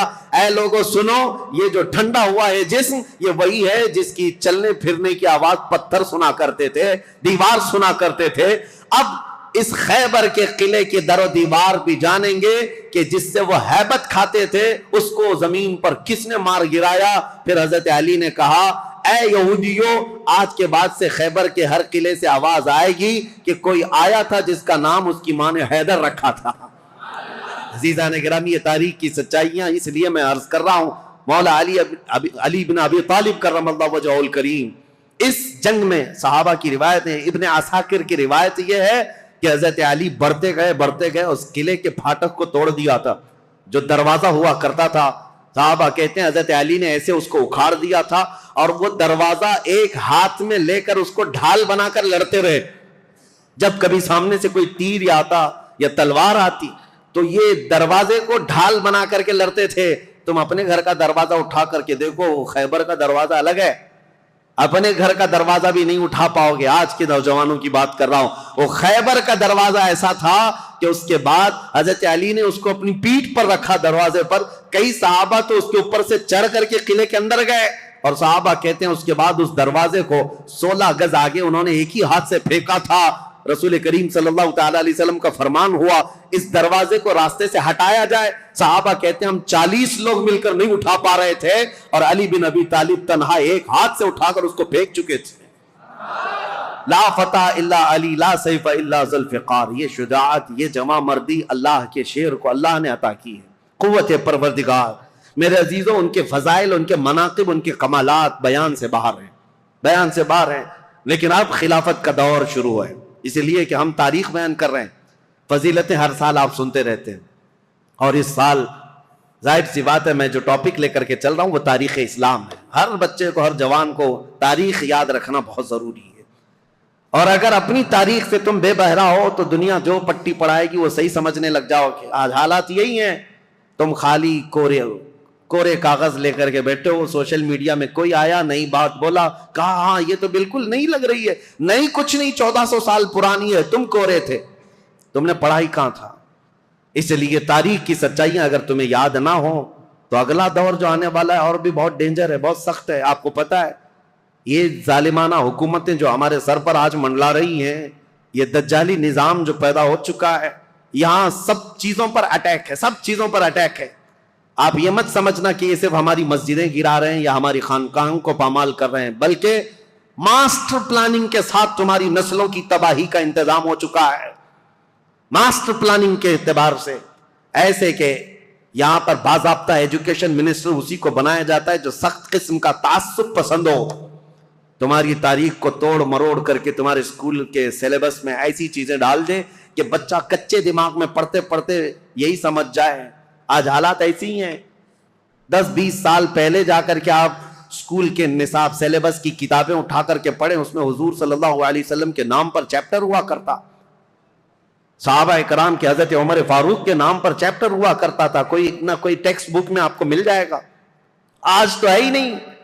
تاریخ اسلام کی یہ سچائیاں، نہ اورنگزیب آئیں گے، نہ شہاب الدین غوری آئیں گے، تاریخ کو مٹا کر کے پتہ نہیں کون کون سے پہاڑی چوہوں کو لا کر رکھا ہے، سب طرح سے بدل کر کے. اس طرح کہ تعصب کی اینک ایسی پہن رکھی ہے انہوں نے کہ تمہارے بچوں میں یہ زہر پھیلتا جائے اور بچے تمہاری تاریخ سے بے بہرا ہو جائیں. آج اے نوجوانوں، اگر دنیا تمہاری تاریخ مٹانے کی کوشش کر رہی ہے تو اس وقت تمہاری ذمہ داری ہے. میں رشیا کی ایک چھوٹی سی کنٹری جہاں قرآن پر پابندی لگا کر تقریباً 70 سال گزر چکے تھے، 60 یا 70 سال، سوویت یونین کی لڑائیوں میں، اس سے پہلے جو وہاں کے حالات تھے، مارکسزم لینن کا جو انقلاب آیا تھا ریولیوشن، کچھ ممالک ایسے سخت اسٹرگل کر چکے ہیں، مسلمانوں کی اذانیں بھی بنتی، قرآن پر پابندی ایسی لگی تھی.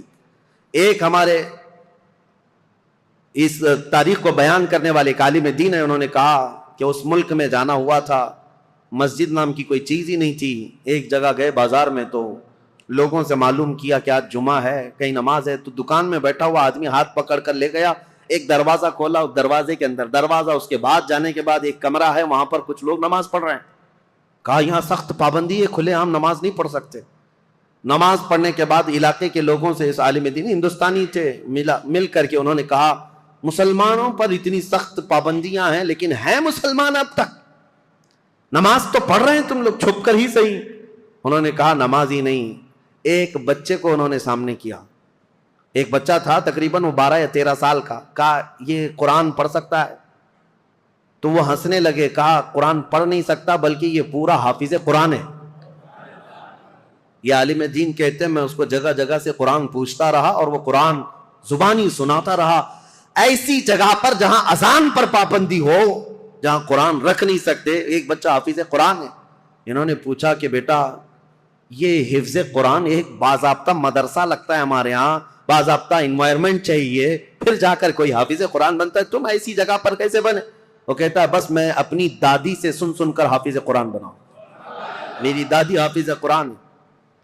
میں یہ مثال صرف اس لیے دینا چاہتا ہوں، اسلام پر چاہے جیسے ہی سخت حالات آ جائیں، اسلامی سپاہیوں نے اپنے بچوں میں اسلام نسل کرنے کا جب بیڑا اٹھا لیا ہے، دنیا کی عظیم طاقتیں بھی اسلام کو کچھ نہ کر سکی. آج وہ ذمہ داری تمہیں اٹھانے کی ضرورت ہے. تم یہ مت دیکھو کہ کہاں کیا بدلا جا رہا ہے سوشل میڈیا پر اور یا اسکولوں کے نصاب میں، سیلیبس میں اور فلموں میں جو ہمیں فلما کر کے دکھایا جا رہا ہے. لوگ احتجاج کر کر کے بول رہے ہیں نا کہ اسلام پر ٹارگٹ ہے. 1000 کرنے دو انہیں. یہ آج سول کوڈ کی بات لے کر کے مسلمانوں کے قوانین بدلنے، یہ سب حالات آئیں گے، سخت ترین حالات آئیں گے. ظالموں کو تو اپنا ظلم دکھانا ہی ہے، لیکن اے غیور نوجوانوں تمہاری ذمہ داری ہے، تم اپنے کندھوں پر یہ بیڑا اٹھا لو. ہم دنیا کے درپردہ یا دنیا کے بھروسے پر اپنے بچوں کو نہیں رکھیں گے، ہم اپنے تاریخ کی سچائیاں اپنے بچوں میں منتقل کرتے جائیں گے. یہ گڈی گڑیا کی کہانیاں سنانا چھوڑ دو، اپنے بچوں کو لو، رات میں بیٹھ کر میرے آقا کی اور صحابہ اکرام کے ایمان افروز واقعات سناؤ. اتنے واقعات آپ نے سن لیے، ہر سال کربلا سناتے ہیں. میرے عزیزو اب کربلا صرف علماء سے نہیں، ہر گھر میں باپ سے بچہ خود سنے. کون؟ حسین ابن علی ہیں. یہ کربلا کی داستانیں گھر گھر میں ہو، پھر ہمیں کچھ فرق نہیں پڑتا کہ ظالم طاقتیں کیا کیا منصوبے بنا رہی ہیں. مولا علی کرم اللہ وجہہ الکریم کی اب تاریخ میں بیان کرنے جا رہا ہوں. یہ فضائل تھے، یہ مناقب تھے، ان کے کمالات تھے. ان کے کمالات کے لیے اتنا کافی ہے کہ وہ رسول اللہ صلی اللہ علیہ وسلم کے بھائی ہیں، دنیا میں بھی اور آخرت میں بھی. ان کی فضیلت کے لیے اتنا کافی ہے کہ رسول اللہ صلی اللہ تعالی علیہ وسلم نے ان کے لیے یہ فرمایا کہ تم میرے لیے ویسی ہی ہو جیسا موسیٰ علیہ السلام کے لیے ہارون علیہ السلام تھے، بس فرق اتنا ہے کہ میرے بعد کوئی نبی نہیں ہوگا. ان کی فضیلت کے لیے اتنا کافی ہے کہ سیدہ کائنات فاطمۃ الزہرا ان کے نکاح میں ہیں اور جنتی جوانوں کے سردار حسن و حسین ان کے بیٹے ہیں. ولایت کا سر چشمہ حضرت علی تک پہنچتا ہے. اب خلافت کا جو دور ہے، یہ ظاہر سی بات ہے کمپلیکیٹڈ چیز. حکومت، سیادت، امارت، خلافت یہ آسان چیز نہیں ہے میرے عزیزو. ہر زمانے میں، ہر دور میں یہ عہدہ ہمیشہ اختلافی ہوتا ہی رہا ہے، لیکن صحابہ کے دلوں میں حضور صلی اللہ تعالی علیہ وسلم نے خالص اللہ کی محبت رکھی تھی. وہ دنیا پرست نہیں تھے اور دنیا کے اسباب کی طرف یا مادوں کی طرف وہ اپنے دل دادا نہیں تھے. اللہ کا خوف رکھتے تھے، اس لیے زیادہ معاملات نہیں آئے. پھر بھی جیسے کہ کل میں نے بتایا، حضرت عثمان کی 12 سالہ خلافت کے دور میں آخر دور ایسا آیا جو فتنوں سے بھرا ہوا تھا. عبداللہ بن سبا نام کا ایک یہودی جس نے یہ بیج بویا اور ایک جماعت پیدا کر دی اور مسلمانوں میں انتشار اور فرقہ پیدا ہونا شروع ہو گیا. اور سبب کہاں، یہ فتنہ کہاں تک پہنچا؟ حضرت عثمان غنی کا قتل ہو گیا مدینے میں. یہ پہلا قتل ہے جو مسلمانوں کے ہاتھ ہوا ہے، حضرت عثمان غنی کا قتل. حضرت عمر کو بھی شہید کیا گیا، لیکن وہ تو ایک آگ کا پجاری تھا، ابو لولو فیروز مجوسی. لیکن حضرت عثمان کا جو قتل ہوا ہے وہ آپسی انتشار کی وجہ سے ہوا. تفصیل میں نے بتایا. جگہ جگہ انقلاب نام سے کچھ جماعتیں کھڑی ہوتی تھیں. ان کو یہ چاہیے تھا ریولیوشن, اور ان کو جدت, نیا پن چاہیے تھا. حضرت عثمان کا خلافت کا زمانہ 12 سال ہو رہا تھا, اور یہ وقت یہاں تک آ پہنچا کہ مدینے میں پہنچ کر کے ان سبائیوں نے, مصر کے رہنے والے بلوائیوں نے حضرت عثمان کا قتل کر دیا. یہ قتل صحابہ کے لیے بہت بڑا صدمہ تھا. جتنے بڑے صحابہ تھے اس قتل کے خلاف تھے. خود حضرت علی کرم اللہ وجہ الکریم اس کی سخت مذمت کرتے رہے اور کہتے رہے کہ رسول اللہ صلی اللہ علیہ وسلم کے حرم مدینہ کو جس نے حلال کر دیا خون سے حضرت عثمان کے, وہ دنیا کا بدترین شخص ہے. اور حضرت علی کے فرامین ہے کہ میں سمجھتا ہوں قتل عثمان سب سے بدترین فتنہ ہے.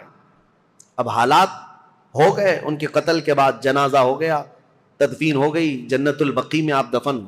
اب خلافت کا مسئلہ آیا کہ اب کون خلیفہ بنے گا. جب حضرت علی کے ساتھ ایک معاملہ پیش آیا تھا, وہ بھی میں ابھی تاریخ میں بتاتا ہوں. 2 جنگیں ہوئی ہیں جو تاریخ کی بدترین قسم کی, یعنی جس میں مسلمانوں کا بہت بڑا نقصان ہوا ہے. ان جنگوں کے متعلق ذکر کرنا مسلمانوں میں یہ ضروری نہیں ہے, لیکن ابھی دور ایسا آ گیا ہے کہ چوہے بہت آ گئے ہیں اور تمہارے وائر کاٹنے پر لگے ہوئے ہیں. اس لیے ہمیں حقیقت تھوڑی بیان کرنی پڑی.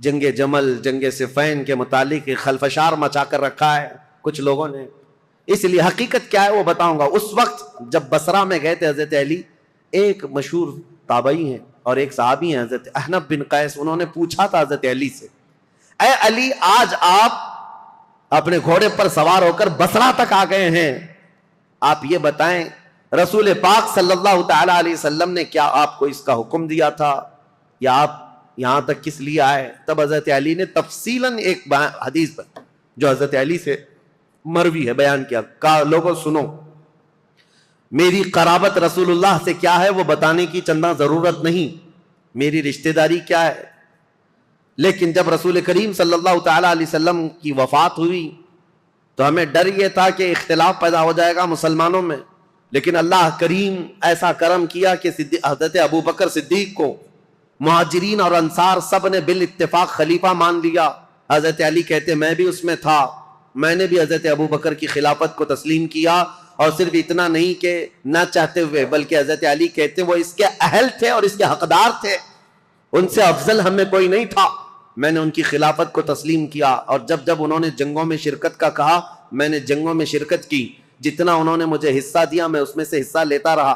لیکن جب حضرت ابو بکر صدیق کا انتقال ہوا تو حضرت علی کہتے ہیں میرے دل میں یہ خیال تھا, لیکن حضرت ابو بکر نے جانے سے پہلے ایک وصیت کر دی تھی مسلمانوں کو حضرت عمر کے نام پر کہ عمر بن خطاب کو میں صحیح سمجھتا ہوں, تم لوگ اپنا اس کو منتخب کر لو.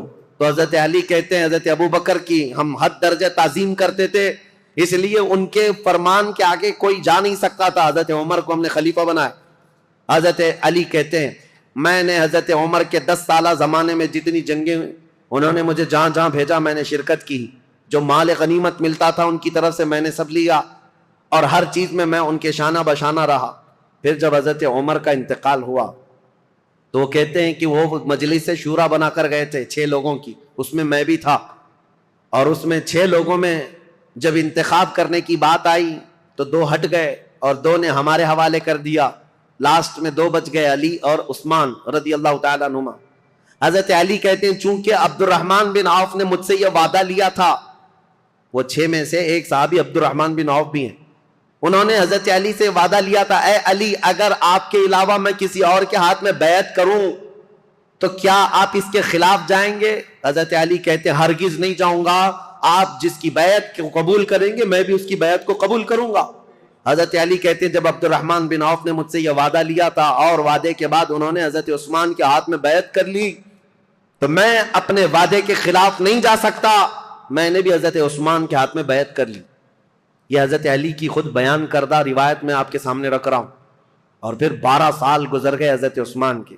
حضرت علی کہتے ہیں پھر حالات ایسے سنگین ہو گئے کہ حضرت عثمان کا قتل ہو گیا, جو بالکل میرے وہم و گمان میں نہ تھا کہ قتل تک ہو جائے گا. معاملات بدل رہے تھے, فتنہ پھیل چکا تھا. لیکن اتنے سنگین حالات بن گئے کہ ان کا قتل ہو گیا، جس سے ہم ہرگز راضی نہیں۔ اب اس کے بعد بات آتی ہے خلیفہ چننے کی۔ حضرت زبیر، حضرت طلحہ، یہ دو ایسے صحابہ ہیں جو عشرہ مبشرہ میں سے رسول اللہ صلی اللہ علیہ وسلم نے جن کو دنیا میں جنت کی بشارت دی، ان میں دو یہ ہیں۔ یہ صحابہ بڑے صحابہ کہلاتے تھے، مدینے میں جتنے تھے سب آئے، سب آ کر حضرت علی کے پاس کہنے لگے آپ اپنی بیعت کا اعلان کر دیں اور آپ خلیفہ ہیں۔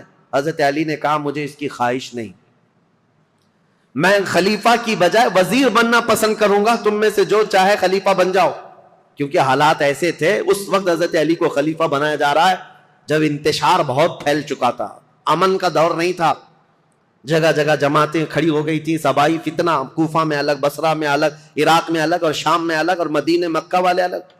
یہ حالات پر حضرت علی کو خلیفہ بنایا جا رہا ہے۔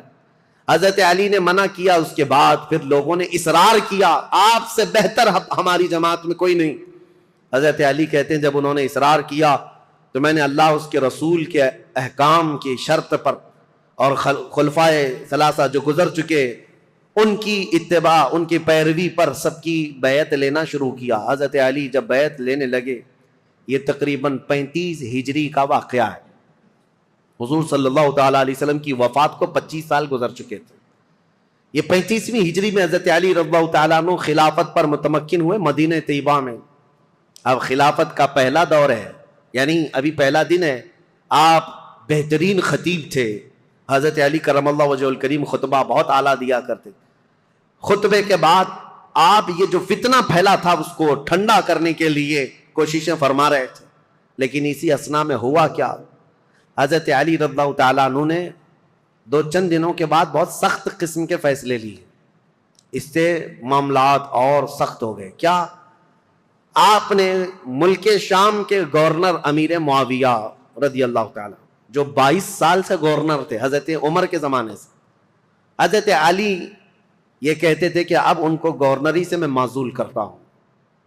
حضرت امیر معاویہ کو اور مصر کے گورنر کو اور کئی جگہ کے گورنروں کو ایک ساتھ معزول کرنے کے لیٹر آپ نے جاری کر دی، جبکہ جو اکابر صحابہ تھے اس میں حضرت ابو موسیٰ اشعری، حضرت عمرو بن عاص، کئی صحابہ آ کر آپ کو مشورہ یہ دے رہے تھے کہ اس وقت یہ فیصلہ لینا اچھا نہیں، حالات بہت بگڑے ہوئے، حضرت عثمان کا قتل ہوا ہے، پہلے آپ اپنی بیعت سب سے لے لیجیے، اس کے بعد ان کے معزول کرنے کا حکم جاری کیجیے۔ حضرت علی نے حالات کی سنگینی کے اعتبار سے یہ خط جاری تو کر دیا، لیٹر بھیج دیا۔ پھر میں کہتا ہوں ادب کا دائرہ ساتھ رکھنا ہے سنیوں، تولنا نہیں صحابہ کو ادھر ادھر۔ حالات جو ہوئے جیسے ہوئے، لیکن وہ رسول اللہ کے صحابہ ہیں، ان کے اختلافات یا ان کے مشاجرات کو بیان کرنا یہ حرام ہے، لیکن یہاں تاریخ کی سچائیاں تمہارے ذہنوں میں رہیں، اس لیے میں یہ عرض کر رہا ہوں تاکہ کوئی دوسرا چوہا آ کر کے تمہیں کبھی اس کے بارے میں کبھی اس کے بارے میں نہ بیان کرتے۔ جیسے حضرت امیر معاویہ کو ٹرول کرتے کرتے آج اتنی گندی باتیں کہنے لگ گئے لوگ جو حقیقت میں ہے نہیں۔ ہاں کچھ معاملات تو ہوئے ہیں لیکن ایسے نہیں ہیں۔ حضرت علی نے ان کی معزولی کا لیٹر جاری کیا، حالات سنگین ہو گئے۔ ظاہر سی بات ہے 22 سال سے وہ گورنر تھے۔ اب یہاں حالات یہ ہو گئے کہ حضرت امیر معاویہ نے سب سے پہلے یہ اعلان کیا کہ حضرت علی اب خلیفہ اگر ہو گئے ہیں تو ان کی خلافت کا پہلا کام یہ ہونا چاہیے جنہوں نے حضرت عثمان ابن عفان کو قتل کیا، پہلے ان قاتلوں کو پکڑ کر قصاص لینا چاہیے۔ خلیفہ اسلام کا قتل ہوا ہے، عام آدمی کا قتل نہیں ہوا ہے۔ خلیفہ اسلام کو قتل کرنے کا مطلب اسلام کے پلر کو ہلا دینا۔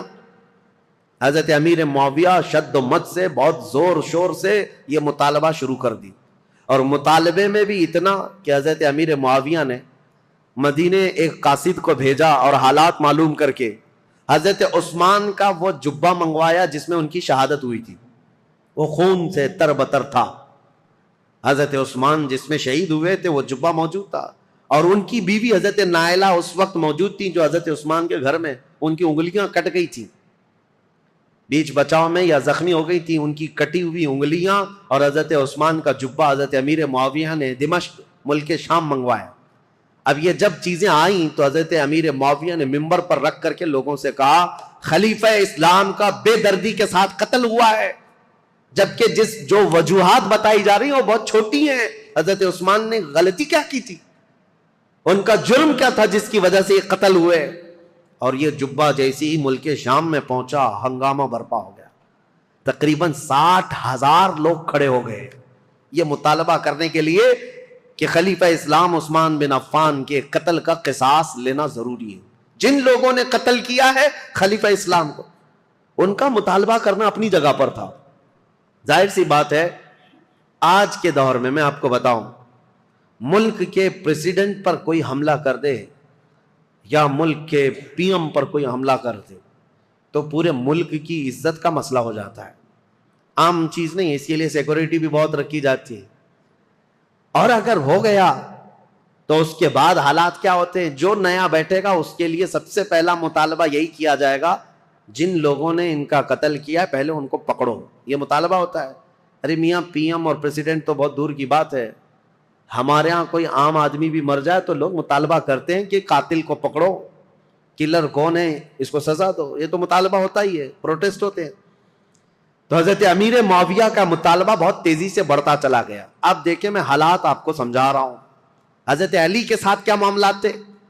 جیسے ہی مدینے میں آپ نے باغ ڈور سنبھالی، آپ کے لیے حالات یہ تھے کہ صحیح طریقے سے قاتل کون ہے یہ کسی کو معلوم ہی نہیں تھا، آج تک نہیں معلوم، تو کیونکہ اس گھر میں حضرت عثمان ابن عفان کی بیوی حضرت نائلہ اکیلی تھیں، وہ بہت پردہ دار عورت تھیں۔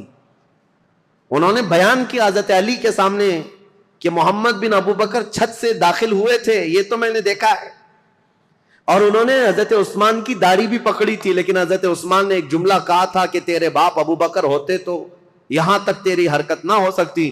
یہ سن کر محمد بن ابو بکر چلے گئے اور دروازے پر کھڑے ہو کر وہ رو کر توبہ کرنے لگے، لیکن ان کے ساتھ انجان 2 آدمی بھی آئے تھے، میں انہیں نہیں جانتی ہوں نہ پہچانتی ہوں کون لوگ ہیں۔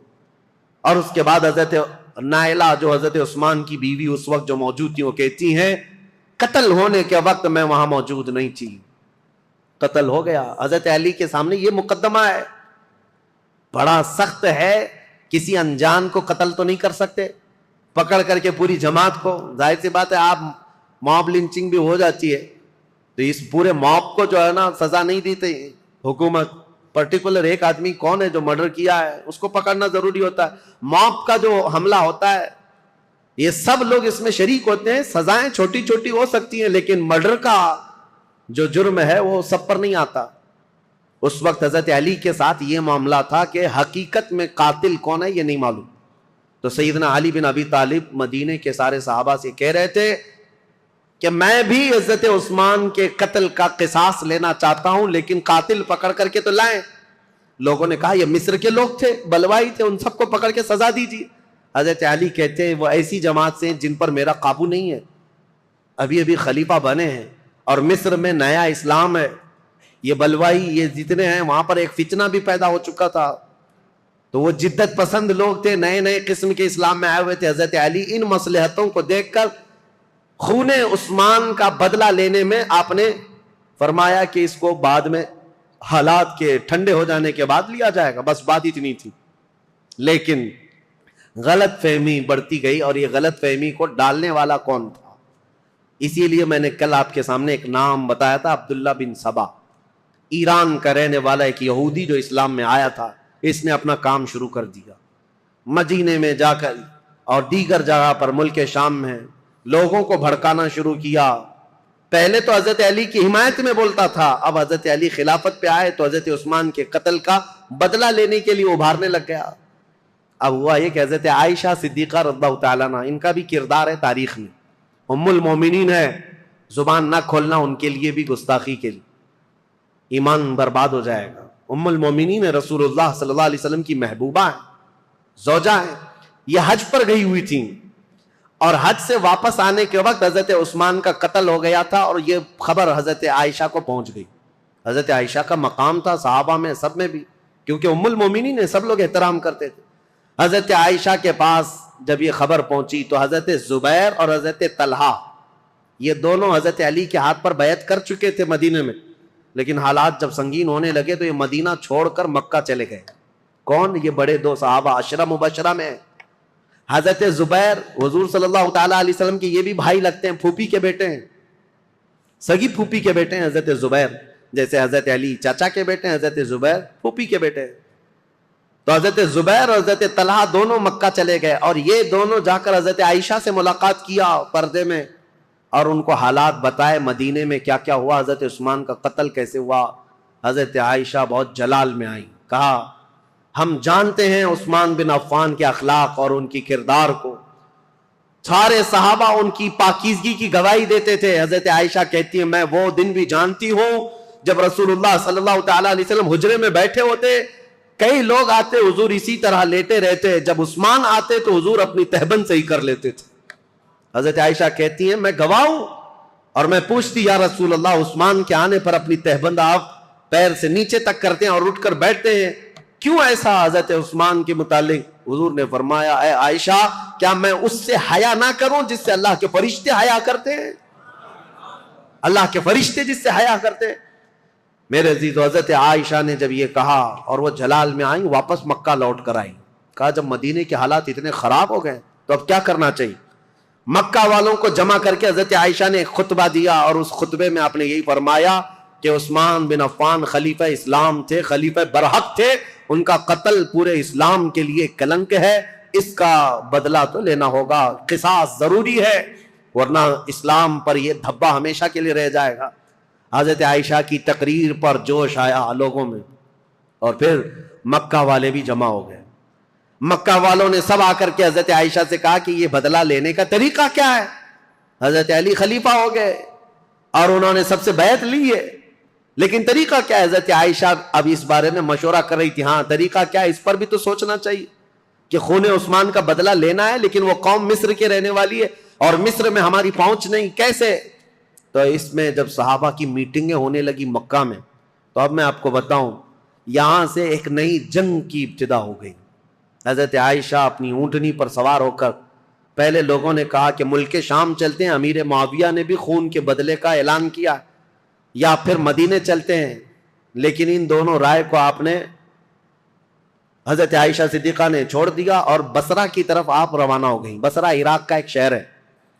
اس بیچ میں کئی ایسے محتاط صحابہ ہیں جو اس جنگ میں شامل نہیں ہوئے. حضرت عائشہ جب جانے لگیں, کیونکہ میٹنگیں اتنی ہو گئی تھیں, اور جب لوگ یہ کہنے لگے کہ یہ بدلہ لینا تو خلیفہ وقت کا کام ہے, تو حضرت علی اس وقت بدلہ قصاص لینے پر تیار نہیں تھے, یا یہ فرما رہے تھے کہ ابھی اس قوم سے ہمارا پالا نہیں ہے, یا اس قوم پر ہمارا قابو نہیں ہے, ہم بعد میں بدلہ لیں گے. لیکن یہ مطالبہ شدت اختیار کر گیا. اب حضرت علی کو مدینے میں بھی آ کر خبر پہنچ گئی کہ حضرت عائشہ لوگوں میں جمع ہو گئی, اور انہوں نے خون عثمان کا قصاص لینے کا اعلان کر دیا. اور حضرت علی کو یہ بھی خبر مل گئی کہ امیر معاویہ کو جو ہم نے خط لکھا تھا, حضرت امیر معاویہ نے بدلے میں خط بھیجا جو بالکل خالی تھا, کچھ بھی لکھا ہوا نہیں تھا. حضرت علی سمجھ گئے معاملات سنگین ہے, یعنی امیر معاویہ نے وہاں سے اعلان یہ کر دیا ہے کہ پہلے خون عثمان کا بدلہ لیا جائے گا, بعد میں حضرت علی کی بیعت اور خلافت کا معاملہ ہوگا. اب یہ بظاہر ٹکراؤ والی صورت ہے, ایک طرف سے مطالبہ ہے شدت سے بدلہ لینے کا, اور ایک طرف حضرت علی مصلحت کو دیکھ رہے تھے, حکمت کو دیکھ رہے تھے. اس وقت حضرت علی کہتے ہیں اس خانہ جنگی کو, جس کو کہتے ہیں گرہ یدھ, اپنے اندر چلنے والی جنگ کو اگر خاتمہ نہ کیا جائے تو اس کا بہت بڑا نقصان اٹھانا پڑے گا اور ہمارا شیرازہ منتشر ہو جائے گا. حضرت علی مدینے میں لوگوں کو جمع کرتے ہیں, چلو ہم اس معاملے کو ٹھنڈا کریں گے. جب سب لوگ جمع ہوئے حضرت علی کے ساتھ, حضرت علی اب کوفہ کی طرف روانہ ہو گئے. حضرت علی کے ساتھ اس وقت 10,000 لوگ تھے. میرے عزیزو, جب 10,000 لوگ ادھر ہیں, حضرت عائشہ کے ساتھ شروع میں 3,000 تھے, پھر راستے میں کئی لوگ شامل ہوئے, وہاں پر بھی 10,000 کی تعداد. اب 10,000 کی تعداد جب ہوئی تو اس میں سارے مخلصین نہیں تھے, کئی فتین بھی شامل تھے, ادھر بھی ادھر بھی, سبائی فتنے کے لوگ ادھر بھی تھے ادھر بھی تھے. اب حضرت علی رضی اللہ تعالیٰ عنہ یہاں سے نکلے ہیں, اور مسلمانوں میں یہ بات پھیل گئی کہ 2 جماعتوں میں جنگ ہونے جا رہی ہے, ایک طرف حضرت عائشہ ایک طرف حضرت علی. یہاں تک کہ روایت میں موجود ہے جب حضرت عائشہ اپنی اونٹنی پر بیٹھ کر کے مکہ سے نکل رہی تھی تو اس دن کو یوم الخیب کہا گیا ہے, یعنی یوم گریا. سارے مکہ والوں نے اس دن اتنا روئے تھے, سارے مکہ والے, جتنا وہ کہتے ہیں ہم نے کبھی رویا نہیں, کہ ان کو شدت سے غم تھا کہ آج نوبت یہاں کو پہنچی. کہ مسلمانوں کی دو بڑی جماعتیں ٹکرانے جا رہی ہیں. ایک طرف ام المومنین عائشہ صدیقہ، ایک طرف مولا کائنات علی بن ابی طالب. ابھی امیر معاویہ کا معاملہ ہی نہیں آیا. حضرت عائشہ چل کر کے گئیں، بصرہ پہنچ گئیں. اس میں حضرت زبیر بھی ہیں، حضرت طلحہ بھی ہیں، دو بڑے صحابہ ہیں، عشرہ مبشرہ. ادھر حضرت علی کے ساتھ جو 10,000 صحابہ ہیں، اس میں حضرت عمار بن یاسر، مقداد بن اسود، بلال حبشی، کئی صحابہ، حضرت علی رضی اللہ تعالیٰ عنہ کے ساتھ حضرت سلمان فارسی، یہ لوگ ہیں. نکلے ہیں، جنگ کی نیت تو نہیں تھی، معاملات کو دیکھا جائے گا اور سامنے بیٹھ کر کے کچھ کیا جائے. اب حضرت علی کوفہ گئے تو وہاں حضرت ابو موسیٰ اشعری تھے، یہ بھی بڑے صحابی ہیں جنہوں نے بعد میں چل کر صلح کرائی. یہ کوفہ والوں میں بیان کر کر کے لوگوں کو یہ کہہ رہے تھے کہ اے لوگوں، اپنا ایمان بچانا، آخرت بچانی ہے، تلواریں اپنی نیام میں رکھو، کوئی اپنے گھر سے نہ نکلے، کوئی ان جنگوں میں شرکت نہ کرے. حضرت ابو موسیٰ اشعری تو لوگوں کو منع کر رہے تھے. پھر حضرت علی کوفہ پہنچ گئے. یہ کوفہ پہنچنے کی وہی تاریخ ہے کہ جب حضرت علی کوفہ پہنچے تو پھر اس کے بعد مدینے دوبارہ تشریف نہیں لائے. یہاں سے حضرت علی کی خلافت کا باضابطہ جو دور، کوفہ جو دارالعاصمہ، دارالخلافہ بنا اسلام کا، حضرت علی جب وہاں آئے تو لوگوں کو آپ کی فوج میں شامل کیا گیا. حالات سنگین ہو رہے ہیں، طاقت کے بل بوتے، طاقت کے زور، اس کو ٹھنڈا کرنا چاہیے. اب اس میں محتاط صحابہ جو تھے ان کی بھی رائے میں بتاتا ہوں. حضرت عبداللہ بن عمر ہیں، حضرت عمر بن عاص ہیں، یہ لوگ شریک نہیں ہوئے. محمد بن مسلمہ ہیں، یہ لوگ شریک نہیں ہیں. احنف بن قیس، یہ بعد میں. ان لوگوں سے حضرت علی نے بلا کر کے کہا بھی تھا کہ تمہاری رائے کیا ہے. حضرت عمر بن عاص نے کہا کہ میں چل تو پڑوں گا آپ کے ساتھ، لیکن بس اتنی شرط ہے، آپ مجھے وہ تلوار دیں جو تلوار یہ پہچانتی ہو کون سی گردن مسلمان کی کون سی کافر کی. مجھے وہ تلوار دیجیے، کیونکہ جنگ ہو رہی ہے، دو جماعتیں جو دونوں طرف مسلمان ہیں، صحابہ ادھر بھی ہیں، صحابہ ادھر بھی ہیں. عمر بن عاص نے کہا میرے پاس ایسی تلوار نہیں جو پہچانتی ہو گردن کس کی ہے، اگر یہ مل گئی تو پھر شریک ہو جاؤں. اس کے بعد حضرت محمد بن مسلمہ کو بلا کر پوچھا کہ آپ کیوں نہیں؟ کہا میں نے رسول اللہ صلی اللہ تعالیٰ علیہ وسلم سے سنا تھا، میرے آقا نے فرمایا تھا محمد بن مسلمہ اس تلوار کو کبھی نیچے ہونے نہیں دینا، اعلاء کلمت الحق کے لیے استعمال کرنا، اور جس دن یہ نوبت آ جائے کہ یہ تلوار تجھے کسی مسلمان پر اٹھانی پڑے تو احد پہاڑ کے پاس جا کر کسی پتھر پر تیری تلوار توڑ دینا. محمد بن مسلمہ کہتے ہیں کل رات جا کر میں نے اپنی تلوار توڑ دی. آج نوبت یہاں پہنچ گئی ہے کہ ہمیں تلوار اٹھانی پڑ رہی ہے، میں تو تلوار توڑ چکا ہوں.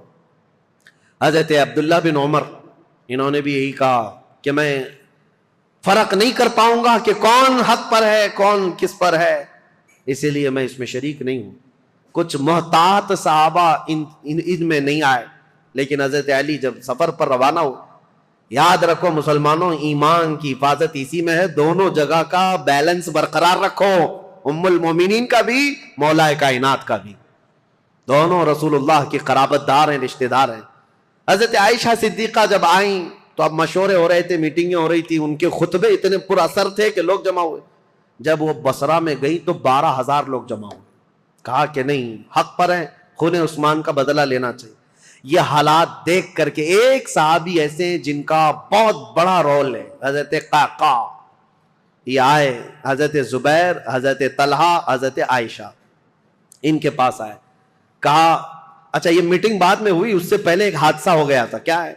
بصرہ میں جیسی حضرت عائشہ پہنچی تو بصرہ کے جو گورنر تھے وہاں پر، تو جو گورنر تھے وہ حضرت علی کی طرف سے تھے، عثمان بن حنیف.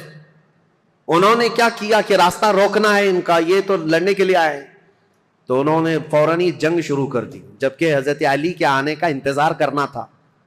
تو عثمان بن حنیف نے لوگوں کو اتار دیا، اور جنگ جیسی خالی راستہ روکنے کے لیے شروع ہوئی تھی، اس میں 700 لوگ مارے گئے بصرہ کے. اب ظاہر سی بات ہے جب بصرہ میں اتنا بڑا قتل ہو گیا تو جو 12,000 لوگ تھے ان میں سے 6,000 لوگ پھر گئے. کہا یہ تو اپنے ہی لوگوں کا قتل ہو رہا ہے، یہاں اپنے ہی لوگ مر رہے ہیں. تو 6,000 لوگ جب چھوڑ دیے تو حضرت عائشہ کے پاس رات میں حضرت قعقاع آئے. حضرت عائشہ تھی، حضرت زبیر، حضرت طلحہ، یہ تینوں بڑے لوگ بیٹھے تھے. حضرت قعقاع آئے اور کہا دیکھیں کیا حالات بدلتے ہوئے یہاں تک نہیں پہنچے، آپ لوگ تو نکلے تھے عثمان بن عفان کے قتل کا بدلہ لینے کے لیے، لیکن مسئلہ یہاں تک پہنچ گیا کہ جو گورنر بصرہ کے ہیں انہوں نے راستہ روکا، اور ان کے راستہ روکنے کی وجہ سے جو جنگ ہوئی اس میں 700 لوگ مارے گئے۔ اب ان 700 لوگوں کے مارے جانے کا بدلہ اب کس سے لیا جائے گا؟ ان کا قصاص کس سے لیا جائے گا؟ اب آپ کے ایک ایک فوجی سے وہ قصاص لینا پڑے گا، اتنے مر گئے۔ تو ڈائیورٹ ہو جائے گا مسئلہ، کہاں آپ کس کام کے لیے نکلے تھے اور کس کام میں آ گئے۔ کل کو اگر گورنر بصرہ کے عثمان بن حنیف کا قتل ہوتا ہے تو پھر یہ مطالبہ بدل جائے گا۔ اب آپ کے بارے میں بھی لوگ یہ کہیں گے تم تو نکلے تھے عثمان بن عفان کے قتل کا بدلہ لینے کے لیے، لیکن تم نے اپنے ہاتھوں سے بصرہ کے گورنر کا قتل کیا، اب ان کا قصاص ہم آپ سے لیں گے، بات تو برابر ہو جائے گی۔ حضرت قعقاع کی یہ باتیں اتنی اثر کر گئیں، حضرت عائشہ نے کہا قعقاع جو کہتے ہیں بالکل سچ ہے، ہمیں جنگ نہیں کرنی چاہیے، ہمیں جنگ نہیں کرنی چاہیے۔ حضرت زبیر، حضرت طلحہ کے پاس بھی وہ آئے، اسی طرح کی تقریر کی، تینوں نے کہا حضرت علی سے ہماری ذاتی کوئی دشمنی نہیں، صرف اسلام کے اس پلر کو کوئی ہلا نہ پائے اس لیے ہمارا یہ مطالبہ تھا، لیکن آپ کی بات صحیح ہے کہ اب یہ جنگ چھڑ جائے تو اپنوں کا قتل بہت زیادہ ہوگا۔ تو حضرت قعقاع سے ان تینوں نے کہا جو باتیں آپ نے ہم سے کی ہیں یہی باتیں علی بن ابی طالب سے بھی کرو، اگر وہ بھی راضی ہیں یہ مصالحت کے لیے تو جنگ کی ضرورت ہی نہیں۔ تو حضرت قعقاع سیدھے کوفہ گئے حضرت علی کے پاس، یہی ساری باتیں حضرت علی کے پاس انہوں نے رکھا، کہا ایسے حالات ہیں۔ حضرت علی نے گرین سگنل دے دیا اور کہا ہم بھی جنگ کے لیے نہیں آئے قعقاع، جو تم باتیں کر رہے ہو ہم بیٹھیں گے، زبیر اور طلحہ میرے بھائی ہیں، ہم مصالحت کے لیے جائیں گے۔ حضرت علی جب آئے بصرہ تو یہ دونوں جماعتیں، حضرت عائشہ کی جماعت ہے، حضرت علی بن ابی طالب کی، سنو توجہ سے، اب اصل مسئلہ شروع ہوتا ہے۔ رات کو میٹنگیں ہوئی مصالحت کے لیے، حضرت قعقاع کبھی ادھر گئے کبھی ادھر گئے، دونوں نے رات میں ایگریمنٹ بھی لکھ لیا۔ حضرت زبیر خود چل کر کے حضرت علی کے پاس آئے، حضرت علی سے گفتگو کرنے سے پہلے ہی حضرت علی نے ان سے پوچھا اے زبیر تمہیں یاد ہے رسول اللہ صلی اللہ علیہ وسلم نے ایک مرتبہ میں بھی تھا اور تم بھی تھے، سنو حضرت علی حدیث سنا رہے ہیں، حضرت زبیر کو یاد دلا رہے ہیں، کہا میں بھی تھا تم بھی تھے، رسول اللہ نے تم سے یہ نہیں کہا تھا اے زبیر ایک دن تم علی سے لڑو گے اور علی حق پر ہوں گے، ایک دن تم علی سے لڑو گے اور علی حق پر ہوں گے؟ تو حضرت زبیر نے کہا سچ کہا علی تو نے، میں نے رسول اللہ سے سنا تھا۔ کہا حضرت زبیر اسی دن وہاں سے کہتے میں لڑنا نہیں چاہتا تم سے، نکل گئے۔ جیسے ہی حضرت زبیر گئے حضرت طلحہ نے پوچھا ان سے کیا بات ہے، حضرت زبیر نے کہا علی نے مجھے وہ حدیث یاد دلائی جو رسول اللہ نے میری زندگی میں کہا تھا، علی حق پر ہے، علی حق پر ہے۔ حضرت زبیر چل پڑے تو حضرت طلحہ نے کہا اے زبیر میں بھی اس فعل پر اس کام پر نادم ہوں، شرمندہ ہوں، میں بھی نکل چلتا ہوں۔ یہ رات کی خبر جو ہو رہی تھی حضرت عائشہ رضی اللہ تعالیٰ عنہا کے پاس پہنچی تھی۔ حضرت عائشہ کے ساتھ ایک معاملہ ہوا تھا راستے میں، وہ بھی میں تاریخ میں ہے، میں آپ کو بتاتا ہوں۔ جب حضرت عائشہ کی یہ فوج چل رہی تھی مقام حواب ایک جگہ آئی جہاں کتے بھونکنے لگے، حضرت عائشہ نے فوراً اونٹنی کو کھڑا کر دیا اور پوچھا یہ اس جگہ کا نام کیا ہے؟ لوگوں نے کہا مقام حواب، تو ڈر گئی، کپ کپی آ گئی جسم میں۔ کہا ماں عائشہ صدیقہ کیا ہوا کیا؟ کہا میں نے رسول اللہ سے ایک حدیث سنی تھی، میرے آقا نے فرمایا اے عائشہ ایک بار تم مسلمانوں کے ساتھ سفر پر ہوگی تو اللہ کی قسم دیتا ہوں اس جماعت میں تم مت جانا جس میں حواب کے کتے بھونکیں گے۔ حضور سے میں نے یہ سنا تھا حواب کے کتے بھونکیں گے جس جماعت میں، اس جماعت میں جانا مت۔ حضرت عائشہ نے کہا کہ اگر یہاں حواب کا مقام ہے تو کتے بھونک رہے ہیں اور میں نہیں چاہتی کہ اس جماعت میں ہوں، یہ بصرہ آنے سے پہلے کی بات ہے۔ لیکن کیا بتائیں جماعت میں فتنہ انگیزی کرنے والے جو سبائی لوگ تھے ان میں 40 لوگ ایسے آئے جنہوں نے اللہ رسول کی قسم اٹھائی، قرآن کی قسم اٹھا کر کہا یہ حواب کا مقام ہے ہی نہیں، حواب ہے نہیں، یہ دوسری جگہ ہے، یہاں کے کتے روز بھونکتے رہتے۔ حضرت عائشہ کو حلف لے کر کے انہوں نے کہا یہ حواب کا مقام نہیں ہے، تب حضرت عائشہ پھر چل پڑی جبکہ وہ مقام حواب ہی تھا۔ حضرت عائشہ جب بصرہ پہنچی تو اب حالات جو مصالحت کے ہو رہے تھے، رات کو ایگریمنٹ لکھ دیا گیا، لیکن جیسے ہی یہ سبائی 3 لوگوں کو پتا چلا دونوں جماعتوں میں صلح ہو رہی ہے تو دونوں لوگ دونوں جماعتوں میں صلح کی بات سن کر یہ سبائی لوگ جتنے جنگ میں شریک تھے سب کے سب بھڑک اٹھے اور کہا ہم یہاں تک صلح کرنے آئے ہیں، ہم تو ایک دوسرے کی گردن مارنے آئے ہیں، اگر یہ بڑے لوگ صلح کر رہے ہیں تو ہم تو نہیں صلح کریں گے۔ یہ فتنہ اٹھایا گیا اور صبح ہوتے ہی حضرت زبیر جا رہے تھے، اپنا سامان لے کر اس میدان سے نکل رہے تھے، ایک سبائی شخص آیا اور حضرت زبیر کو پیچھے سے نیزہ مار کر شہید کر دیا۔ رسول اللہ صلی اللہ علیہ وسلم کے بھائی، پھپھیرے بھائی، عشرہ مبشرہ میں سے حضرت زبیر جیسے ہی شہید ہوئے، حضرت طلحہ دوڑتے ہوئے آئے کہ ظالم جماعت نے حضرت زبیر کو مار دیا ہے، رسول اللہ کے اس صحابی کا قتل ہوا، یہ پہلا قتل ہوا ہے۔ جیسی حضرت طلحہ ان کی لاش کے پاس دوڑتے ہوئے آئے، ان سبائیوں نے حضرت طلحہ کی بھی گردن مار دی۔ 2 عشرہ مبشرہ میں سے صحابہ تھے، قتل ہو گئے۔ اب ہوا یہ کہ جیسے ہی حضرت زبیر اور حضرت طلحہ شہید ہوئے تو یہ جو جماعت آئی تھی ان سب میں یہ اعلان ہوا کہ حضرت علی کے ساتھ جو جماعت آئی ہے انہوں نے وعدہ خلافی کی ہے، رات کو صلح کیا اور صبح قتل کیا ہے۔ اس اعتبار سے جنگ شروع ہو گئی، ادھر سے جو حضرت عائشہ کے ساتھ لوگ آئے تھے وہ جنگ میں کود پڑے اور ادھر سے جو تھے وہ بھی جنگ میں کود پڑے۔ یہ گھماسان کی جنگ چلتی رہی، اتنی سخت جنگ تھی، اتنی سخت جنگ تھی کہ ایک دن کے اندر 12,000 مسلمان قتل ہوئے۔ بہت سخت قسم کی یہ تاریخ ہے، یہ مجھے بتانا اس لیے بھی ضروری ہے کہ کوئی اٹھ پٹانگ تمہارے دلوں میں نہ ڈال دے۔ ہوا کیا تھا حقیقت یہ میں بتا رہا ہوں، لیکن حضرت عائشہ رضی اللہ تعالیٰ عنہ اب بات کرنا چاہ رہی ہیں حضرت علی سے، اور حضرت علی عائشہ سے بات کرنا چاہ رہے ہیں۔ بیچ میں راستہ ایسا جنگ کا گھماسان چھڑا ہوا ہے کہ نہ ایک دوسرے سے بات کرنے کا موقع مل رہا ہے۔ یہاں تک کہ حضرت عائشہ کا اونٹ جس پر وہ بیٹھی ہوئی تھی، اس کا نام ہی جنگ جمل ہے، جمل عربی میں اونٹ کو کہتے ہیں، نام ہی جنگ کا جمل رکھ دیا گیا کیونکہ اونٹ پر ایک جھوپڑی لگائی جاتی تھی کجاوا، اس میں حضرت عائشہ بیٹھی ہوئی تھی۔ اس اونٹ پر اتنے حملے کر دیے تھے، اتنے حملے کر دیے ادھر کی جماعت والوں نے کہ حضرت عائشہ کی حفاظت کے لیے جو ادھر موجود تھے وہ عزت قبیلے کے لوگ ان میں صرف اونٹ کی حفاظت کے لیے 700 لوگ قتل ہو گئے تھے۔ ایک گرتا تھا، دوسرا پکڑتا تھا، دوسرا گرتا تھا، تیسرا پکڑتا تھا، لیکن ان جان بازوں نے اونٹ کو گرنے نہیں دیا۔ حضرت علی رضی اللہ تعالیٰ عنہ نے پھر حکمت کے ساتھ فرمایا کہ یہ جنگ ختم ہوگی اس وقت جب یہ اونٹ بیٹھے گا، تو اپنی ایک معتمد جماعت کو جو اہل حق تھے ان کو بھیجا کہ جاؤ تم کسی نہ کسی طرح سے اونٹ کو نیچے پیروں کی طرف سے کچھ زخمی کر دو یا کسی طرح اونٹ بیٹھ جائے۔ وہ گئی ایک جماعت حضرت علی کی طرف سے، جنگ کے لیے نہیں، انہوں نے کسی نہ کسی طرح اونٹ کو بٹھا دیا۔ جیسے ہی اونٹ بیٹھ گیا ام المومنین نیچے آئیں۔ اگر حضرت عائشہ صدیقہ کے ساتھ کچھ بھی ہو جاتا امت میں بہت بڑا فتنہ ہوتا۔ رسول اللہ کی زوجہ کے ساتھ اگر کسی نے ہاتھ بھی لگایا ہوتا اس وقت بڑا مسئلہ ہوتا۔ حضرت علی کے لیے کتنا بڑا چیلنج تھا یہ، ان کی خلافت کے دور کا سب سے بڑا چیلنج ہے۔ ایک طرف ام المومنین کی عزت کو بچانا ہے کیونکہ پورے مومنین کا وقار ہے، رسول اللہ کا گھر ہے، تو حضرت علی نے گرنے نہیں دیا۔ اور اس کے بعد حضرت علی رضی اللہ تعالیٰ عنہ نے پیغام بھیجا حضرت عائشہ کو کسی نہ کسی طرح سے اس کجاوے سے نکال کر لایا۔ جیسے ہی نکال کر کے لایا گیا ام المومنین رو رہی تھی۔ حضرت علی کرم اللہ وجہہ الکریم وہاں گئے تو ان کی آنکھوں میں بے اختیار آنسو تھے، پھوٹ کر رو رہے تھے کیونکہ جانتے تھے ایک ہی گھر کے ہیں۔ حضرت علی رضی اللہ تعالیٰ عنہ سے سب سے پہلے حضرت عائشہ کھڑی ہوئی، کہا اے علی بن ابی طالب، صرف ایک غلط فہمی کی وجہ سے یہاں تک معاملہ پہنچ گیا۔ حضرت علی نے کہا ماں عائشہ صدیقہ آپ سچ کہتی ہیں کہ غلط فہمی نے یہاں تک پہنچا دیا۔ دونوں کے وہی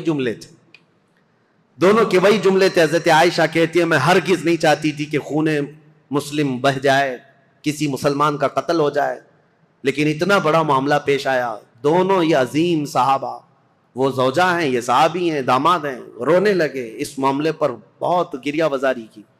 اس کے بعد مولا کائنات علی بن ابی طالب بیٹھے ہوئے تھے، ایک شخص آیا حضرت زبیر کے قتل کا پیغام لے کر آیا، کہا حضرت زبیر کو نیزہ مار کر شہید کیا گیا ہے۔ حضرت علی نے کہا سنو رسول اللہ صلی اللہ علیہ وسلم کی حدیث میں اس کو سنا دوں جس نے حضرت زبیر کو قتل کیا۔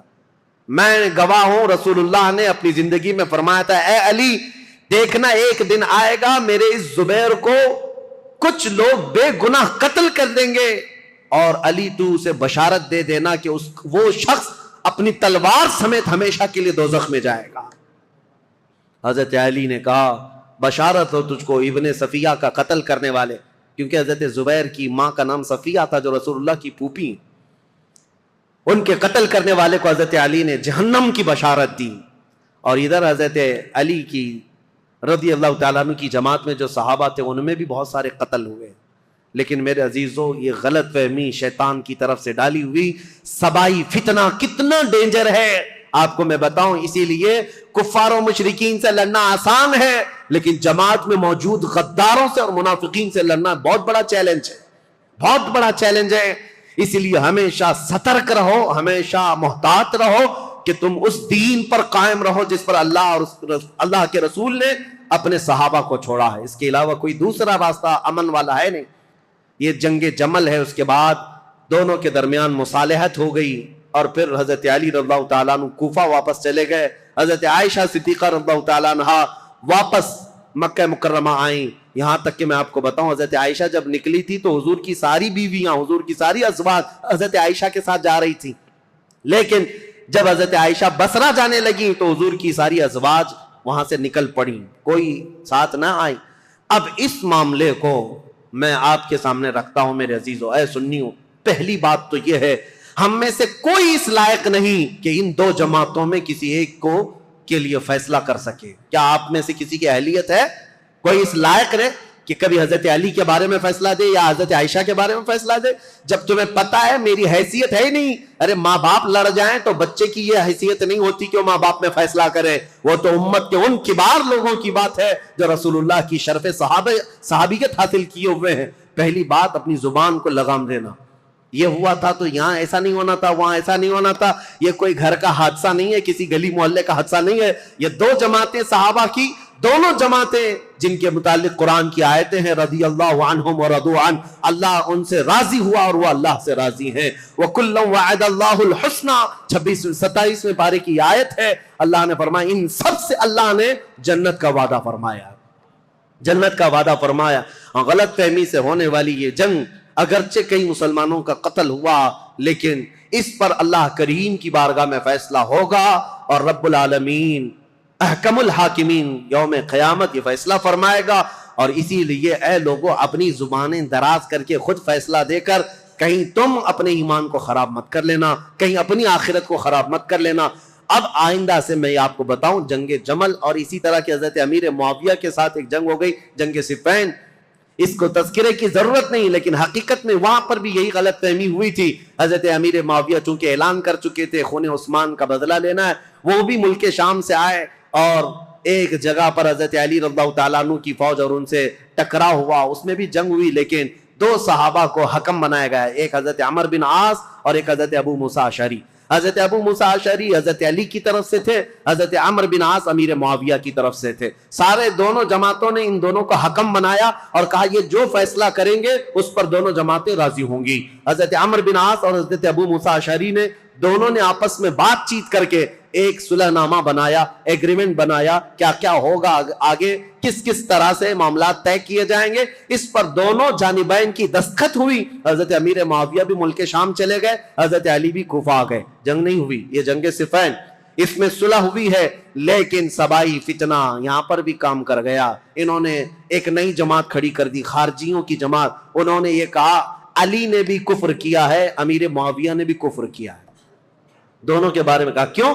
کہا دونوں نے حکم بنایا، اپنا فیصل بنایا، اور حکم صرف اللہ ہے، حکم صرف اللہ ہے۔ لا حکم الا للہ آیت پڑھتے تھے اور کہتے تھے قرآن میں تو ہے اللہ ہی حکم ہے، اللہ کے علاوہ کوئی حکم نہیں۔ حضرت علی نے اس کے متعلق یہ فرمایا تھا کلمۃ حق ارید بها الباطل، کلمہ تو حق ہے جو کہہ رہے ہیں، لیکن اس سے معنی باطل مراد لے رہے ہیں۔ جیسے آج بھی بہت ساری جماعتیں ہیں آیتوں کو کس پر فٹ کر دیتے ہیں، مشرکین پر اتری ہوئی، مشرکین کے لیے اتری ہوئی آیتیں وہ مومنین پر فٹ کر دیتے ہیں۔ خارجی ایک جماعت تیار ہوئی جو حضرت امیر معاویہ کی بھی دشمن، حضرت علی کی بھی دشمن۔ ان لوگوں نے یہ فتنہ اٹھایا کہ یہ دونوں جماعتیں کافر ہو گئی، ہم اپنی جماعت لے کر الگ ہوتے ہیں۔ اور یہ جماعت یہ پھر نہیں بنی، شیعہ حضرات کے بعد ایک خارجی جماعت، اور یہ جب کافر خود ہو گئے، ظاہر سی بات ہے رسول اللہ کے دو صحابہ کو کافر کہنا خود کافر ہونا ہے۔ یہ جماعت نکلی، حضرت علی نے ان سے بھی مقابلہ کیا مقام نہروان میں، اور جتنے خارجی تھے یہ اتنے سخت ہو گئے تھے کہ جو بھی مسلمان گزرتا تھا اس کا پورا مال لوٹتے تھے اور اس کو جلا دیتے تھے۔ حضرت علی کی دشمنی میں مسلمانوں کے دشمن ہو گئے، تو پھر حضرت علی نے ان کے ساتھ مقابلہ کیا اور وہ جتنے خارجی ہوئے تھے ان کو قتل کیا۔ چند خارجی بچ کر کے وہاں سے نکل کر بھاگے اور انہوں نے اپنی الگ الگ جماعتیں بنائی۔ اب شدت بدلہ لینے کی شدت انتقام اتنا گھر کر گیا خارجیوں میں کہ 3 خارجی لوگ ایسے ہوئے، میٹنگ کیا اور انہوں نے کہا دیکھو یہ روز روز کی جنگوں سے پریشان ہیں، یہ 3 بڑے لوگ جو ہیں علی بن ابی طالب، عمرو بن عاص، امیر معاویہ، ان تینوں کو قتل کر دیتے معاملہ ہی ختم ہو جائے گا۔ نعوذ باللہ، یہ 3 کاموں کے لیے عبد الرحمن بن ملجم، عمرو بن بکیر اور ایک شخص اور تھا برکہ بن عماد یا کچھ اس کا نام برکہ تھا، یہ 3 خارجی لوگ تھے۔ میٹنگ کیا، کہا ہم تینوں ایک ہی دن کا انتخاب کرتے ہیں، ایک ہی دن تینوں کو ماریں گے، 3 بڑے صحابہ کو، حضرت علی کو، حضرت عمرو بن عاص کو، حضرت امیر معاویہ کو۔ ان تینوں نے، حتیٰ کہ یہ جو عبد الرحمن بن ملجم ہے اس نے شادی کی، یہ عاشق تھا ایک عورت کا، اور اس نے شادی میں اپنی عورت کے مہر میں یہ رکھا تھا کہ 12,000 دینار مہر میں دوں گا اور علی بن ابی طالب کی گردن مہر میں دوں گا۔ قتل مہر میں رکھا تھا۔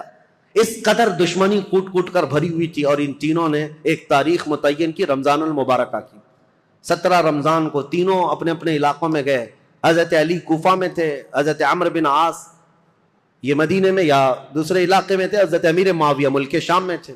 تینوں پھیل گئے اپنے اپنے ان منصوبوں کو لے کر، اور حضرت امیر معاویہ حضرت عمرو بن عاص کے لیے جو لوگ گئے تھے، ایک برکہ اور ایک جو حضرت عمرو بن عاص کو قتل کرنے والا تھا، یہ تینوں بکیر، عمرو بن بکیر، یہ دونوں جو ہے اپنی پلاننگ میں فیل ہوئے، لیکن عبد الرحمن بن ملجم یہ تلوار کو زہر میں بجھا کر کے کوفہ میں روز انتقام کی آگ میں بھڑکتا رہا، اور حضرت علی رضی اللہ تعالیٰ عنہ ایک رات سوئے ہیں اور خواب میں رسول اللہ صلی اللہ علیہ وسلم کو دیکھا، جیسے حضرت عثمان اپنی شہادت کے دن ایک دن پہلے دیکھے۔ حضرت علی رضی اللہ تعالیٰ عنہ نے خواب میں رسول اللہ سے عرض کیا، یا رسول اللہ میری امت نے مجھے ٹھیس پہنچائی، آپ کی امت کے کچھ لوگوں نے مجھے ٹھیس پہنچائی۔ رسول کریم صلی اللہ تعالیٰ علیہ وسلم نے فرمایا، اے علی تم کل کھڑے ہو جانا، ان قریب وہ پوری قوم ہلاک ہوگی جس نے تجھے ٹھیس پہنچائی۔ رسول کریم صلی اللہ تعالیٰ علیہ وسلم نے فرمایا، اور ان کی زندگی میں ہی یہ حضور نے فرمایا تھا، علی جو جماعت تم سے نفرت کرے گی وہ جہنم میں جائے گی۔ حضور نے تو منافق کی علامت بھی بتائے، جس کو علی سے بغض ہوگا وہ مومن نہیں منافق ہوگا، زندگی میں فرمایا تھا۔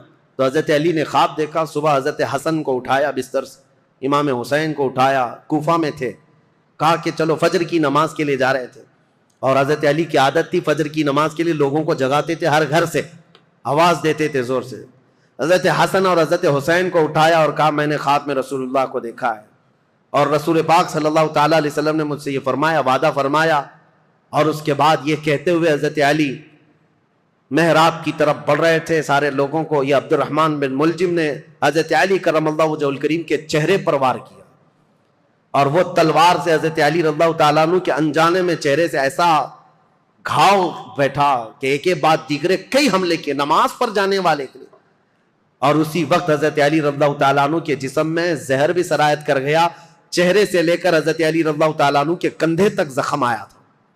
آپ زمین پر آ گئے تو آپ کو سارے لوگوں نے اٹھایا، یہ فجر کا وقت تھا، 17 رمضان المبارک کی تاریخ تھی۔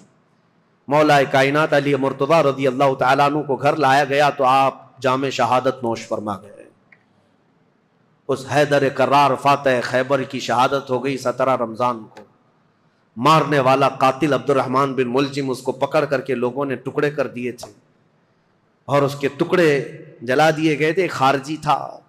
لیکن میرے عزیزوں، مولا کرم اللہ وجہ الکریم علی بن ابی طالب کے قتل کے ساتھ ہی اسلام کا، تاریخ کا ایک دروازہ بند ہو گیا۔ یہ ایک ایسا دور تھا جہاں پر خلافت راشدہ ختم ہو گئی۔ خلفائے راشدین جو 4 ہیں، اور بعض نے حضرت حسن بن ابی طالب کو بھی خلفائے راشدین میں شمار کیا۔ اب میں یہاں تاریخ کو روک دیتا ہوں اور عرض کرتا ہوں، میرے آقا نے فرمایا تھا کہ میرے بعد 30 سال خلافت ہوگی، الخلافت بعدی 30 ثم الملوک، 30 سال میرے بعد خلافت ہوگی اور اس کے بعد بادشاہت آ جائے گی.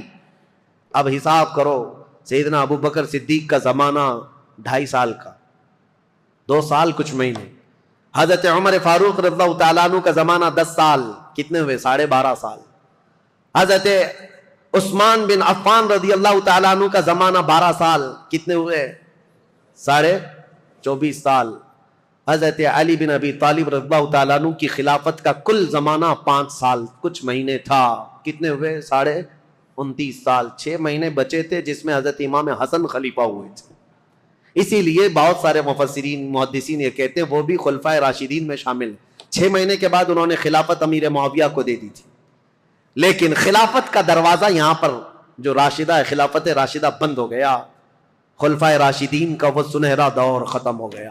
عزیزان گرامی, اسلام کی تاریخ کی وہ سچائیاں ہیں جو ہر جوان کو سننا چاہیے. 17 رمضان کو کوفہ والے کہتے ہیں بدلیاں ایسی چھا گئی تھیں, لگتا تھا کہ لوگ تو لوگ ہیں, آسمان بھی رو پڑا ہے علی بن ابی طالب کی شہادت میں. حضرت علی کرم اللہ وجہ الکریم کا جسد خاکی لایا گیا, امام حسن نے نماز جنازہ پڑھائی, امام حسین نے غسل دیا تھا, اور آپ کو کوفہ شہر کے اسی مسجد کے کنارے دفن کیا گیا تھا. بعض روایات میں ہے آپ کے جسد مبارکہ کو لوگوں سے چھپا کر کے رکھا گیا تھا, کیونکہ خارجی جو جماعت تھی وہ اتنے شدید قسم کی نفرت کر رہے تھے کہ کہیں قبر کو اندھیرے میں کھود کر توہین نہ کریں, بے حرمتی نہ کریں. مولا کائنات علی مرتضیٰ رضی اللہ تعالیٰ عنہ کی قبر مبارکہ کو چھپایا گیا تھا, لیکن بہت ساری روایتیں بتاتی ہیں مقام نجف اشرف جو کوفہ کا حصہ تھا جہاں مولا علی کو دفن کیا گیا, آج بھی امیر المومنین کا دروازہ بڑی شان کے ساتھ کھلا نظر آتا ہے. اور ان کی تربت انور پر جب جھنڈا لہراتا ہے تو میرے عزیزوں کئی مرتبہ نجف جانے کا موقع ملا, کئی مرتبہ عراق گیا. جب بھی اس لہراتے ہوئے جھنڈے کو دیکھتا ہوں تو خیبر یاد آ جاتا ہے. مولا کائنات کی وہ تلوار کی شکلیں لٹکائی گئی ہیں, اگرچہ شیعہ لوگوں کی وہاں پر حکومت ہے, لیکن حیدر کرار کے دربار میں جاتے ہیں تو دل ہچکونے لینے لگتا ہے اور بدن میں کپکپی آتی ہے. اس دربار میں آئے ہیں جس نے خیبر کے پھاٹک کو ایک ہاتھ سے اکھاڑ کر پھینکا تھا, جس نے اسلام کی تاریخ میں ایک نیا دروازہ کھولا تھا, جس کو رسول اللہ نے اپنی وفات کے وقت تک پسند کیا تھا. آپ کو پتا ہے پیدا ہوئے علی, حضرت علی جس دن پیدا ہوئے رسول اللہ نے اپنا لعاب پاک ان کو چٹایا تھا.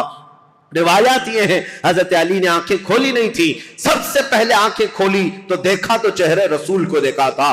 رسول کریم صلی اللہ تعالی علیہ وسلم کے گھر میں پرورش پائے, اپنے باپ کے گھر میں نہیں, رسول اللہ کے گھر میں. جب رسول اللہ نے اسلام کی دعوت دی سب سے پہلے اسلام لانے والے علی بن ابی طالب تھے. جنگوں میں ہر جگہ شریک, بدر میں بڑھ کر مقابلہ کرنے والے. احد میں حضرت علی کے جسم پر 18 زخم ایسے تھے جن ہر زخم سے خون رستا تھا. صحابہ کہتے ہیں ہم کہتے تھے علی کو کہ زخموں کی پٹی کر لو, لیکن وہ دوڑے جاتے تھے کہ میں رسول اللہ کو دیکھ لوں. میدان جنگ میں اس طرح ثابت قدم رہنے والے. ایک مرتبہ لوگوں نے کہا حضرت علی ان کے پنڈلی میں ایک تیر ایسا چبھ گیا تھا کہ نکالتے تو گوشت نکل آ جاتا تھا, آپ نکالنے نہیں دے رہے تھے. لوگوں نے کہا علی بن ابی طالب کی اس پنڈلی سے تیر اس وقت نکالو جب یہ نماز پڑھنے کے لیے چلے جائیں, اس لیے کہ نماز میں ایسے ماہ ہو جاتے تھے دنیا و ما فیہا سے بے خبر, دنیا میں ہو کیا رہا ہے, کیونکہ وہ اپنے خالق کائنات کے رب کے حضور سجدہ کرتے.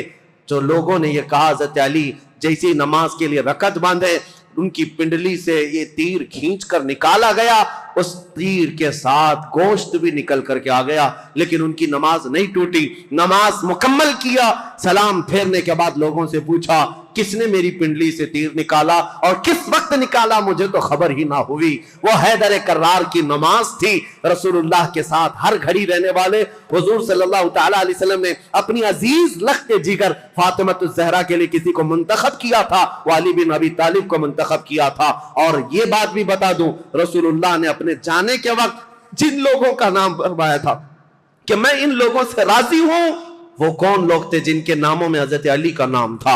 حضور نے فرمایا میں ان سے راضی ہوں. وفات کے وقت بھی رسول اللہ ان سے راضی تھے, اور حضور صلی اللہ تعالی علیہ وسلم کے پردہ کرنے کے بعد جو سعادت حاصل ہوئی حضرت علی کو, حضور صلی اللہ تعالی علیہ وسلم کا کفن حضرت علی نے باندھا تھا, تجہیز و تکفین آپ نے فرمائی تھی, اور رسول کریم صلی اللہ تعالی علیہ وسلم کو آخری مرتبہ قبر انور میں جو اتارا گیا ہے, اس قبر میں اترنے والے بھی علی بن ابی طالب تھے. یہ فضائل، یہ کمالات بے شمار ہیں۔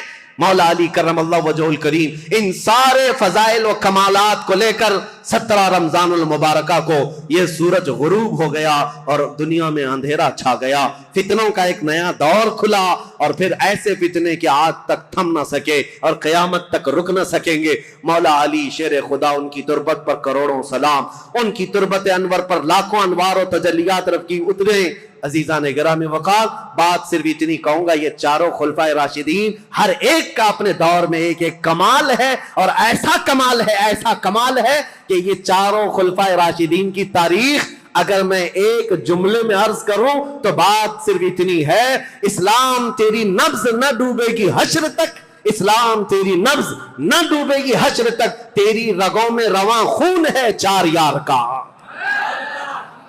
تیری رگوں میں رواں خون ہے 4 یار کا۔ اسلام کی یہ سرسبز و شادابی جو آج دیکھتے ہیں، یہ رسول اللہ کے ان خلفائے راشدین کا خون ہے، ان کی محنتیں ہیں، ان کا کردار ہے، اور آج بھی دنیا یہ خلفاء کی مثال لانے سے عاجز ہے۔ بڑے بڑے بادشاہ آئے ہوں گے، لیڈر آئے ہوں گے، حکمران آئے ہوں گے، لیکن میرے مصطفیٰ کی یہ 4 غلام کوئی لا کر کے دکھا دے، وہ کوئی دنیا اس طرح کی غلام لا نہ سکے گی۔ حیدر کرار جو ٹوٹی چٹائی پر بیٹھ کر لوح محفوظ کا مطالعہ کرتے ہوں، رسول اللہ صلی اللہ تعالیٰ علیہ وسلم کے ان غلاموں کی تربت پر مولا کروڑوں رحمت نازل فرما۔ اخیر میں دعا ہے مولا تاریخ اسلام کی یہ سچائیاں پوری کائنات میں موجود ہر مسلمان نوجوان کے سینے میں جاگزیں فرما دے۔ اے اللہ، ہم تیرے دربار میں صدیق اکبر کی صداقت کا صدقہ مانگتے ہیں، فاروق اعظم کی عدالت کا حصہ مانگتے ہیں، عثمان غنی کی سخاوت کا جز مانگتے ہیں، مولا حیدر کرار کی شجاعت کا ٹکڑا مانگتے ہیں۔ مولا ان خلفائے راشدین کے کچھ حصے صدقے میں ہمیں عطا فرما، اور قیامت تک آنے والی ہماری نسلوں کو ان صحابہ کی غلامی میں زندگی عطا فرما۔ رسول اللہ صلی اللہ علیہ وسلم کے قدموں میں زندگی عطا کر اور ان کے جلوں میں موت عطا فرما۔ مولا جب قیامت کے دن اٹھائے تو بدکاروں کے ساتھ نہ ہو، مولا ہمارا حشر رسول اللہ کے ان صحابہ کے ساتھ عطا فرما۔ وآخر دعوانا الحمدللہ رب العالمین۔